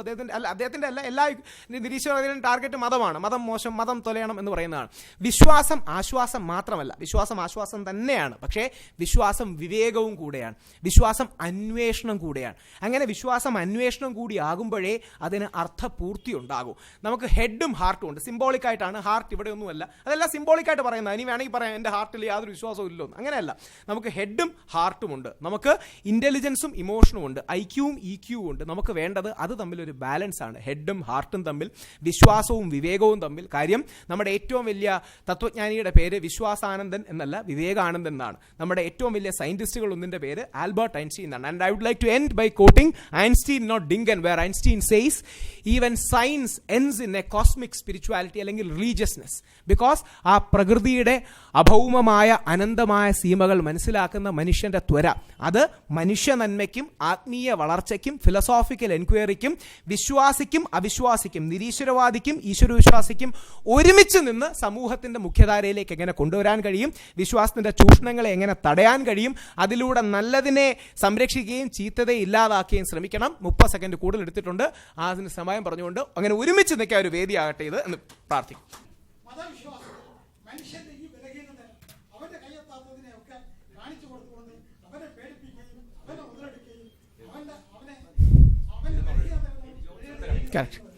പെട്ടെന്ന് ഷാർപ്പായിട്ടൊക്കെ ഒന്ന് ദൈവത്തിന്റെ അസ്തിത്വം കണ്ടെത്തിയിട്ടുണ്ട്. അപ്പം ദൈവം എന്താണെന്ന് അത് നിർവചിക്കേണ്ടി വരും. ഈ ദൈവം എന്ന് പറഞ്ഞാൽ ചില ഈ വളരെ ഇമ്മച്ചുറായ വിശ്വാസികൾ കരുതുന്ന പോലെ ആകാശത്ത് കോട്ടിട്ട് അല്ലെങ്കിൽ കിരീടത്തിന് മേളിൽ തലയിലിരിക്കുന്ന അല്ലെങ്കിൽ ഒരു പാമ്പിന്റെ പുറത്ത് കിടക്കുന്ന പാലാഴി കിടക്കുന്ന ആളാണെന്നാണ് നിങ്ങൾക്ക് വിശ്വാസമെങ്കിൽ അങ്ങനെ ആരുമില്ല. അതൊക്കെ ഒരു സിംബോളിസം മാത്രമാണ്. അതായത് ഒരു കിരീടം വെച്ച് ദൈവം ഇന്നത്തെ ആണെങ്കിൽ കിരീടം മാറ്റി, ഇപ്പം പണ്ടാണെങ്കിൽ അമ്പും വില്ലുമായിരുന്നു, ഇനിയുള്ള ദൈവങ്ങൾക്ക് മെഷീൻ ഗണ്ണും ബോംബും ഒക്കെ ആയിരിക്കും. അപ്പോൾ ഏത് ദൈവമാണ് എന്നുള്ളതാണ് ചോദ്യം. അപ്പോൾ ദൈവം എന്ന് പറയുന്ന ഫിലോസോഫിക്കൽ റിയാലിറ്റി, ഫിസിക്സിലെ തിയറി ഓഫ് എവറിത്തിങ് പറയുന്നത് പോലെ ഒരു തിയറി ഓഫ് എവറിത്തിങ്ങിനെയാണ് ഉദ്ദേശിക്കുന്നെങ്കിൽ അതിന് ഒരുപാട് ഫിലോസോഫിക്കൽ എൻക്വയറി ഉണ്ട്, ഒരുപാട് സ്റ്റഡീസ് ഉണ്ട്. പക്ഷേ ഇപ്പോഴും ദൈവത്തിനെ ഏറ്റവും അതിൻ്റെ ലോവർ കിൻഡർ ഗാർഡൻ ലെവലിൽ കാണാനാണ് നമുക്ക് എളുപ്പം. കാര്യം കിൻഡർ ഗാർഡൻ ലെവലിൽ കഴിഞ്ഞാലേ അതിനെ എതിർത്ത് തോപ്പിക്കാൻ പറ്റൂ. അത് വേണമെങ്കിൽ ചെയ്യാം, അതിപ്പം അങ്ങനെ ഒരു ദൈവം ഇല്ല. അല്ലാതെ ഈ നമ്മുടെ ദൈവമാരെല്ലാം ഇത് ചെയ്തുകൊണ്ട് ദൈവം മേളിൽ നിന്ന് ഇങ്ങനെ പുഷ്പവൃഷ്ടി നടത്തും എന്നൊക്കെ പറഞ്ഞാൽ വെറുതെയാണ്. ഞാൻ ഇന്നേരെ കണ്ടിട്ടില്ല കേട്ടോ ആകാശത്ത് ഒരു ദൈവവും പുഷ്പവൃഷ്ടി നടത്തും. അപ്പോൾ അതൊക്കെ വെറുതെയാണ്. അന്വേഷണം ഉണ്ട്, അല്ല അവിടെയാണ് പ്രശ്നം. ആ അന്വേഷണം എന്താ? അന്വേഷണം ദൈവം ഞാൻ 20-ആം വയസ്സ് തൊട്ട് 80-ആം വയസ്സ് ആകാശത്തോട് നോക്കിയിരിക്കുകയാണ്. എവിടെ ദൈവം ഇങ്ങനെ ആകാശത്ത് നിന്ന് കൂടുന്നു നോക്കിയാൽ ഒരു ദൈവവും അവിടെ ആകാശത്ത് നിന്ന് വരാൻ പോകുന്നില്ല, അല്ലെങ്കിൽ ഇന്ദ്രൻ മേളിൽ നിന്ന് മഴ പെയ്യിക്കാൻ പോകുന്നില്ല. അപ്പോൾ ഇന്ദ്രന്റെ ലെവലിലേ അതിനെ കാണാൻ താല്പര്യമുള്ളൂ, അല്ലെങ്കിൽ അങ്ങനെ മഴ ദൈവം പെയ്യിക്കുമെന്ന് പറയാനേ താല്പര്യമുള്ളൂ. കാര്യം അതിനെ എതിർത്ത് തോപ്പിക്കാൻ എളുപ്പമാണ്. അതല്ല, അതൊരു ശ്രീനാരായണ ഗുരുദേവൻ പറഞ്ഞതുപോലെ ഇത് വാദിക്കാനും ജയിക്കാനും എന്നതിനപ്പുറം അറിയാനും അറിയിക്കാനുമുള്ള ഈ ചർച്ചകൾ ഒരിക്കലും ചൂടിന് പകരം വെളിച്ചം നൽകുന്ന ചർച്ചകളാണെങ്കിൽ അതിൻ്റെ ഉയർന്ന ഫിലോസോഫിക്കൽ ലെവലിലേക്ക് വേണം. രണ്ട് മതങ്ങൾ തന്നെ വിശ്വാസികൾ തന്നെയല്ലേ റിഫോം കൊണ്ടുവന്ന് പറഞ്ഞു. വിശ്വാസികൾ റിഫോം കൊണ്ടുവന്നിട്ടുണ്ട്, വിശ്വാസികളുടെ ഒരുപാട് തെറ്റുപറ്റിയിട്ടുണ്ട്. എല്ലാ ആചാരങ്ങളും അനാചാരങ്ങളും ഇപ്പം അദ്ദേഹം പറഞ്ഞതുപോലെ ഇതൊരു വെസ്റ്റേൺ പരിപ്രേക്ഷ്യത്തിൽ നിന്നാണ് എഴുതുന്നത്. അതായത് ഗലീലിയോയുടെ പീഡിപ്പിച്ചില്ലേ ചെയ്തു. ഇന്ത്യയിൽ അങ്ങനെ ഏതെങ്കിലും ശാസ്ത്രജ്ഞനെ പീഡിപ്പിച്ചായിട്ട് പറയാമോ? ഇല്ല. അപ്പോൾ ഇത് എതിരഭിപ്രായങ്ങളൊക്കെ ഉണ്ടായി കാണും. അതൊരു വെസ്റ്റേൺ കോൺസെപ്റ്റിൽ നിന്ന് അവിടെ സയൻസ് വേഴ്സസ് റിലീജിയൻ ആയിരുന്നു. ഇവിടെ അങ്ങനെ ആയിരുന്നില്ല. ഇവിടെ ഓൾവേസ് സയൻസ് പ്ലസ് സ്പിരിച്വാലിറ്റി എന്ന കാഴ്ചപ്പാടായിരുന്നു കൂടുതൽ. പിന്നെ അത് മൂന്നാമതൊരു കാര്യം കൂടെ ചോദിച്ചു, പെട്ടെന്ന് ഉത്തരം പറയുകയാണെങ്കിൽ എന്തോ ഒരു എല്ലാ ആചാരങ്ങളും ഉണ്ട്, അനാചാരങ്ങളും ഉണ്ട്. എൻ്റെ അഭിപ്രായത്തിൽ യേശുദാസിനെ ഗുരുവായൂർ കയറ്റാത്ത ഒരു അനാചാരമാണ്. വേറെ ചില ആൾക്കാർക്ക് അങ്ങനെ അത് ആചാരമെന്ന് വിശ്വസിക്കുന്നുണ്ട്. നമുക്കതിനെക്കുറിച്ച് ഡിബേറ്റ് ചെയ്യാം. വിശ്വാസങ്ങളുണ്ട്, അന്ധവിശ്വാസങ്ങളുണ്ട്. അപ്പം ഒരു കാലത്തിൻ്റെ ഉപോൽപ്പന്നം കൂടിയാണ് വിശ്വാസവും അന്ധവിശ്വാസവും. അതിനെ കാലത്തിൽ കണ്ട് ആചാരവുമുണ്ട് അനാചാരവുമുണ്ട്, വിശ്വാസവുമുണ്ട് അന്ധവിശ്വാസവുമുണ്ട്. അന്നദാനം പോലെ, വസ്ത്രദാനം പോലെ, പുസ്തകം ദാനം പോലെയുള്ള നല്ല ആചാരങ്ങളുമുണ്ട്. അതേപോലെ ഇന്നും ഒരു പഴയ ഫ്യൂഡൽ കാലഘട്ടത്തിലെ പിന്തുടർന്നു പോകുന്ന ഇവോൾവ് ചെയ്യാത്ത കാലഘട്ടത്തിനനുസരിക്കാത്ത ആചാരങ്ങളുമുണ്ട്. അപ്പോൾ ഇതിനെ രണ്ടും കാണണ്ടേ? നെഗറ്റീവിൻ്റെ പേരിൽ പോസിറ്റീവിനെ കാണാതിരിക്കുകയും പോസിറ്റീവിൻ്റെ പേരിൽ നെഗറ്റീവിനെ ന്യായീകരിക്കുകയും ചെയ്യുന്ന ഒരു കാരണവശാലും ശരിയല്ല. ഒറ്റ വരി കൂടെ പറഞ്ഞു നിർത്താം. വിശ്വാസികളുടെ പ്രശ്നം, ഹാർഡ് കോർ വിശ്വാസികളുടെ പ്രശ്നം പോസിറ്റീവിൻ്റെ പേരിൽ അവർ നെഗറ്റീവിനെ കാണാതിരിക്കും. ഹാർഡ് കോർ അവിശ്വാസികളുടെ പ്രശ്നം നെഗറ്റീവിൻ്റെ പേരിൽ ഒരു പോസിറ്റീവിനെ കാണാതിരിക്കും. ഞാൻ നടുക്ക് നിൽക്കുന്ന എൻ്റെ വിശ്വാസത്തിൽ നിഷ്പക്ഷനായ ഒരു വ്യക്തിയാണ്. അതുകൊണ്ട് എനിക്ക് ഇതിൽ ശരിയും കാണാം തെറ്റും കാണാം, വിശ്വാസം കാണാം അവിശ്വാസം കാണാം, മാറ്റേണ്ട വിശ്വാസങ്ങളെയും കാണാം.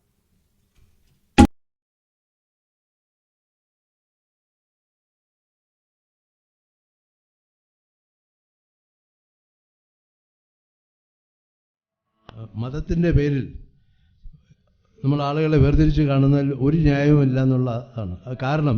എൻ്റെ ചോദ്യം, ഇപ്പോൾ ജനിച്ച ഒരു 5-10 ദിവസമായ കുറേ കുട്ടികളെ നമ്മളിവിടെ കൊണ്ട് കിടത്തുകയാണെങ്കിൽ അവരെ നോക്കിയിട്ട് ഏത് ജാതിയിലുള്ളതെന്നോ ഏത് മതത്തിലുള്ളതാണെന്നോ നമുക്ക് പറയാൻ സാധിക്കുമോ? അതെ, പറയാൻ സാധിക്കുമോ? സാധിക്കുകയില്ല. അപ്പം അതാണ്. വേറെ ഒന്ന്, നമ്മൾ ബലിയുടെ കാര്യം പറഞ്ഞു. ബലി എന്നുള്ള നമ്മുടെ അഹങ്കാരവും അല്ലെങ്കിൽ അസൂയയും പകയുമാണ് നമ്മൾ തീർക്കേണ്ടത്. പിന്നെ സയൻസിൻ്റെ കാര്യം പറഞ്ഞു. മതം സയൻസിനെ ഇല്ലാതാക്കുന്നുള്ളത് ഇല്ല. നമ്മുടെ രാഷ്ട്രീയ വിശ്വാസങ്ങൾ നമ്മൾ സയൻസിനെ ഇല്ലാതാക്കിയിട്ടില്ലേ? കമ്പ്യൂട്ടറൈസേഷനും മെക്കാനിസൈസേഷനും ഇല്ലാതാക്കിയിട്ടില്ലേ? ടെക്നോളജിക്കെതിരെയാണ് അദ്ദേഹം പറഞ്ഞതിനോട് യോജിച്ചുകൊണ്ട് തന്നെ. ഇനി നമുക്ക് എൻ്റെ പ്രാക്ടിക്കൽ സൊല്യൂഷൻ എന്താ? ഇപ്പം ഞാൻ വേറൊരു ജാതിയിൽ നിന്നാണ് കല്യാണം കഴിച്ചിരിക്കുന്നത്. അപ്പം നേരത്തെ മിസ്റ്റർ വിവാഹം പറഞ്ഞതുപോലെ അപ്പം ഞങ്ങൾക്ക് ജനിക്കുന്ന കുട്ടി ഏത് ജാതിയിലാവും? അതേപോലെ നാളെ എൻ്റെ അടുത്ത സുഹൃത്ത് സലീൽ ഹുസൈൻ എന്നാ പേര്, അദ്ദേഹം നെയ്യാറ്റിങ്കരയുള്ളതാണ്, നെടുമങ്ങാടുള്ള, സോറി, അദ്ദേഹം നീലിമ നമ്പൂതിരി എന്ന കുട്ടിയാണ് കല്യാണം കഴിക്കുന്നത്. ഞങ്ങളാണ് നടത്തി കൊടുക്കുന്നത്. അവർക്ക് ജനിക്കുന്ന കുട്ടിക്ക് ഏത് മതത്തിൽ പേരിടും? അതുകൊണ്ട് എൻ്റെ അഭിപ്രായത്തിൽ ആദ്യം നമ്മൾ ചെയ്യേണ്ടത്, ഇത് തത്വത്തിൽ ഡയലോഗ് അടിച്ചാൽ പോരാ. അതാണ് എനിക്ക് പല ഈ വിപ്ലവ പാർട്ടികളെ ആൾക്കാരോട് ദേഷ്യം. അന്താരാഷ്ട്ര ജാതി ഇല്ലായ്മ പറയും, മതമില്ലായ്മ പറയും, പക്ഷേ സ്വന്തം മകളെ കെട്ടുന്നത് സ്വന്തം നമ്പൂതിരിയെ കെട്ടണമെന്ന് പറയുന്ന ഒരു ധാർഷ്ട്യം പല പാർട്ടിക്കാർക്കും ഉണ്ട്. ബിനോഷ് അങ്ങനെയല്ല. അപ്പൊ അതുകൊണ്ട് എന്റെ സജഷൻ ഇതാണ്, നമ്മുടെ കോളങ്ങളിൽ നിന്ന് ആ ജാതിയും മതവും അങ്ങ് മാറ്റണം.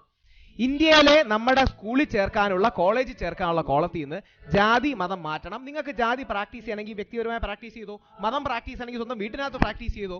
അത് പൊതുവേദിയിലേക്ക് കൊണ്ടുവരണ്ട. അല്ലല്ല, സംവരണം ഒഴിവാക്കാൻ വേണ്ടിയൊന്നുമല്ല. ഒരു സെന്റ്, അത് എന്തിലും വർഗീയതയാണ് ഒരു പ്രശ്നമാണ്. കാര്യം പാവപ്പെട്ടവർ എല്ലാത്തിലും ഉണ്ട്. മുസ്ലിം, ഹിന്ദു വിഭാഗങ്ങൾ എല്ലാ പാവപ്പെട്ടവരും ഉണ്ട്. അതുകൊണ്ട് എല്ലാ പിന്നോക്കം നിൽക്കുന്ന ജനവിഭാഗങ്ങൾക്ക് സംവരണം പോലെ ആനുകൂല്യം വേണം. അതൊന്നും വേണ്ടതാരും പറയുന്നില്ല. പക്ഷേ ജാതിയും മതവും ആ കോളത്തിൽ നിന്ന് ഒഴിവാക്കിയാൽ ഒരു വലിയ പരിധി വരെ വർഗീയത മാറും. പ്ലസ് അവർക്ക് ഇഷ്ടമുള്ള ജാതി അല്ലെങ്കിൽ മതമോ വിശ്വാസമോ തിരഞ്ഞെടുത്തോട്ടെ, ആ കോളത്തിൽ നിന്ന് മാറ്റാനുള്ള ആർജവം നമ്മൾ കാണിച്ചാൽ ഒരു 10 വർഷത്തിന് ശേഷമെങ്കിലും വരുന്ന തലമുറയ്ക്ക് കുറച്ചുകൂടെ വർഗീയതയും ജാത്യാന്തതയും ഒക്കെ കുറഞ്ഞു കിട്ടും. രാഹുൽ ഈശ്വർ ഐൻസ്റ്റൈൻ്റെ ദൈവത്തെക്കുറിച്ച് ഒരു പരാമർശം നടത്തിയിരുന്നു. അങ്ങനെ ഒരു ദൈവം ഉണ്ടോ എന്ന്. എൻ്റെ ഈ ചോദ്യം രവിചന്ദ്രൻ മാഷിനോടാണ്. ഐൻസ്റ്റൈൻ്റെ ദൈവം അതേക്കുറിച്ച് പറഞ്ഞില്ല എന്നും രാഹുൽ ഈശ്വർ പറഞ്ഞു. അതൊന്ന് എന്താണെന്ന് അദ്ദേഹത്തിന്റെ നിലപാടെന്ന് വ്യക്തമാക്കാം. ഒരു സംവാദം നടത്തുമ്പോൾ ഒരു വിഷയം ഉണ്ടാവും. ഇവിടെ ദൈവത്തെക്കുറിച്ചുള്ള, ദൈവത്തിന്റെ അസ്തിത്വത്തെക്കുറിച്ചുള്ള ഒരു ചർച്ചയോ സംവാദമോ ആയിരുന്നില്ല. എല്ലാവർക്കും അറിയാവുന്ന കാര്യമാണ്. അപ്പം നമ്മൾ ഉദ്ദേശിക്കുന്ന വിഷയത്തിന് അനുസൃതമായിട്ടും അതിനെ അധികരിച്ച് സംസാരിക്കാതെ വേറെ പുറത്തുള്ള കാര്യങ്ങൾ ഇങ്ങനെ പറഞ്ഞു പോയി വെറുതെ സമയം തീർക്കുന്ന ഒരു കാര്യമാണ് ഞാൻ ഇവിടെ കണ്ടത്.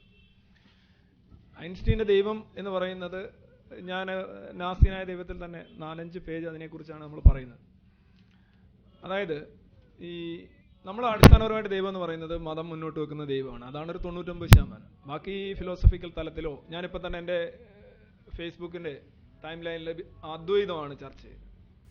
അദ്വൈതത്തെക്കുറിച്ചുള്ള ചർച്ചകൾ മാത്രമാണ് അറിയുന്നത്. ഫ്രെയിം ഓഫ് റെഫറൻസ്, ഇങ്ങനെയൊക്കെയുള്ള കാര്യങ്ങൾ. അതിനകത്ത് ശരിക്കും ആചാരങ്ങളോ അനാചാരങ്ങളോ അങ്ങനെയുള്ള കാര്യങ്ങളല്ല വരുന്നത്. ശങ്കരാചാര്യരെ കുറിച്ചുള്ള ചർച്ചയാണ്. അപ്പോൾ ഓരോത്തിനും ഓരോരോ കോഴ്സുകളും ഉണ്ട്, ഡിസ്കോഴ്സുകളും ഉണ്ട്. ഇവിടെ നമ്മുടെ വിഷയം ആ വിശ്വാസം എങ്ങനെ ഒരു വ്യക്തിയെ ബാധിക്കുന്നു എന്നുള്ളതാണ്. അതാണ് ഞാൻ പറഞ്ഞുകൊണ്ടുവന്ന ആദ്യത്തെ 8 പോയിന്റും പിന്നീട് വന്ന കാര്യങ്ങൾ. ഐൻസ്റ്റീൻ്റെ ദൈവത്തെക്കുറിച്ച് പറഞ്ഞാൽ, ഇപ്പം ഒരു ലോജിക്കൽ ഫാലസിയാണ് ഐൻസ്റ്റീൻ്റെ ദൈവം. ലോജിക്കൽ ഫാലസി എന്ന് പറഞ്ഞു കഴിഞ്ഞാൽ അതിന് ഇൻഫിനിറ്റ് റിഗ്രസ് എന്ന് പറയും. ഏതെങ്കിലും ഒരു വസ്തുവിൻ്റെ കാരണം ഇന്നതാണ് എന്ന് പറയുമ്പോൾ ആ വസ്തുവിനും ഒരു കാരണം നമ്മൾ കണ്ടെത്താൻ ബാധ്യസ്ഥരാണ്. കാര്യം കാര്യകാരണ ബന്ധമനുസരിച്ച് ഈ പ്രപഞ്ചത്തെ സംവിധാനം ചെയ്ത ഒരാൾ അല്ലെങ്കിൽ നിയന്ത്രിക്കുന്ന ഒരാൾ എന്ന് പറയുമ്പോൾ അവിടെ എന്താണ് വരുന്നത്? അയാൾ തനിയെ ഉണ്ടാകണം. അതാണ്. അപ്പം തനിയെ ഉണ്ടായില്ലെങ്കിൽ അയാൾക്കൊരു കാരണം ഉണ്ടാവണം. അതൊരു ശക്തിയോ ഒരു താളമോ വൈബ്രേഷനോ കമ്പനമോ എരപ്പോ സംഗീതമോ സത്യമോ എന്തോ ആയിക്കോട്ടെ, ഈ സാധനം തനിയെ ഉണ്ടതായിട്ട് നമ്മൾ സങ്കല്പിക്കണം. ഇപ്പം നമ്മൾ നാസ്തിക ചിന്ത, ഇദ്ദേഹം പറഞ്ഞു നാസ്തികർ എന്ന് പറയാൻ ധൈര്യം ഉണ്ടെന്ന്. I am proud to be an atheist. ഞാൻ ആദ്യം തൊട്ട് അവസാനം വരെ ഞാൻ യുക്തിവാദി എന്നുള്ള പദവേ ഉപയോഗിക്കാറില്ല. ഞാൻ നിരീശ്വരവാദിയെന്നോ നാസ്തികനെന്നോ എന്തോ വേണമെങ്കിൽ നിങ്ങൾ പറയാം. ഞാൻ പച്ചയായിട്ട് തന്നെ പറയുന്ന ആളാണ്. അത് തന്നെ ഞാൻ പറയുള്ളൂ. ഞാനൊരു സ്വതന്ത്ര ചിന്തകനാണ്. ഞാനൊരു മതവിശ്വാസിയായിരുന്നു ചെറിയ കാലഘട്ടത്തിൽ, എല്ലാവരെയും പോലെ. സ്വാഭാവികമായിട്ടും അതിനകത്തുനിന്ന് പുറത്തു വന്നു. വർഷങ്ങളോളം ഒന്നും ഇല്ലാതെ നിന്നു. പിന്നെ സ്വാഭാവികമായിട്ടും ഞാൻ ഈ പറഞ്ഞ ചില അവസ്ഥകൾ കാരണം വന്നു. ലേറ്റ് കമറാണ്. Okay, right. അപ്പം ഇൻഫിനിറ്റ് റിഗ്രസ് എന്ന് പറഞ്ഞു കഴിഞ്ഞാൽ പശ്ചാത്ഗമനം, അനന്തമായ പശ്ചാത്ഗമനം. അനന്തമായ പശ്ചാത്ഗമനം വരുമ്പോൾ നമ്മൾ ആ വാദം ഫിലോസഫിക്കലായിട്ട് ഇൻവാലിഡ് ആണ്. നിങ്ങൾ എന്താണോ ശരിക്കും ഒരു ഫോഴ്സ് ആയിട്ട് എടുക്കുന്നത് അല്ലെങ്കിൽ ഒരു ടൂളായിട്ട് എടുക്കുന്നത്, അതൊരു കാരണമാണെങ്കിൽ ആ കാരണത്തിന് കാരണം ഉണ്ടാണ്. പക്ഷെ ഇന്നെന്താ നമ്മൾ പറയുന്നത്? ഇപ്പോൾ ക്വാണ്ടം ഫിസിക്സിലേക്ക് പോവുകയാണെങ്കിൽ കാര്യകാരണ ബന്ധങ്ങൾ അവിടെ തകിടം മറിയാണ്. ഈ പ്രപഞ്ചത്തിന് കാരണം ആവശ്യമില്ല. അതിന്റെ കാരണം അത് തന്നെയാണ്. പ്രപഞ്ചത്തിന്റെ കാരണം അല്ലാതെ പ്രപഞ്ചത്തിനൊരു കാരണം വേണമെങ്കിൽ ആ കാരണത്തിന് വീണ്ടും ഒരു കാരണം വേണം. അതാണ് ദൈവം ആണ് എല്ലാത്തിനും കാരണം എന്ന് പറയുമ്പോൾ ദൈവത്തെ ആരുണ്ടാക്കിയെന്ന് LKG ചോദിക്കുന്നത്. ആ ചോദ്യം കൊണ്ട് അത് ദൈവം തന്നെ ഉണ്ടാക്കി, പിന്നെ ഇതിനങ്ങ് തന്നെ ഉണ്ടായിക്കൂടെ എന്ന് ചോദിക്കുന്നതേ ഉള്ളൂ. അപ്പോൾ ഐൻസ്റ്റീൻ്റെ ദൈവത്തിന് ഒരു ലോജിക്കൽ ഫാലസി ഉണ്ട്. പിന്നെ അദ്ദേഹം ഒരു ശാസ്ത്രജ്ഞനാണ്, അദ്ദേഹം ഒരു ക്രമമാണ് ഈ പ്രപഞ്ചത്തിൽ കാണുന്നെങ്കിൽ ക്രമമില്ലായ്മ പ്രപഞ്ചത്തിലുണ്ട്. ആ പ്രപഞ്ചത്തിലൊരു താളമാണ് കാണുന്നുണ്ടെങ്കിൽ താളമില്ലായ്മയുണ്ട്. അദ്ദേഹത്തിന് കണ്ടെത്താൻ കഴിയും. ഒരു പേഴ്സോണിഫിക്കേഷൻ ആയിട്ട് ഒരു പാറ്റേൺ സീക്കിംഗ് എന്നാണ് നമ്മൾ പറയുക. കോഗ്നിറ്റീവ് സയൻസിൽ അതൊരു പാറ്റേൺ സീക്കിംഗ് ആണ്. അദ്ദേഹം അങ്ങനെ ചെയ്തു, അതുകൊണ്ട് ആർക്കും നഷ്ടമൊന്നുമില്ല. അതൊക്കെ ഒരു ഭൗതികമായ തലത്തിൽ നിലനിൽക്കുന്ന കാര്യം. വിശ്വാസം അന്വേഷണമാണ്. വിശ്വാസത്തിന് വിശ്വാസമുണ്ട്, പക്ഷെ അന്ധവിശ്വാസം പാടില്ല. വിശ്വാസം എന്ന് പറഞ്ഞാൽ തന്നെ അന്ധവിശ്വാസമാണ്. കാരണം വിശ്വാസത്തിന് മുന്നിൽ ചോദ്യങ്ങളൊന്നുമില്ല. വിശ്വാസത്തിന്റെ മുന്നിൽ ചോദ്യങ്ങളില്ല.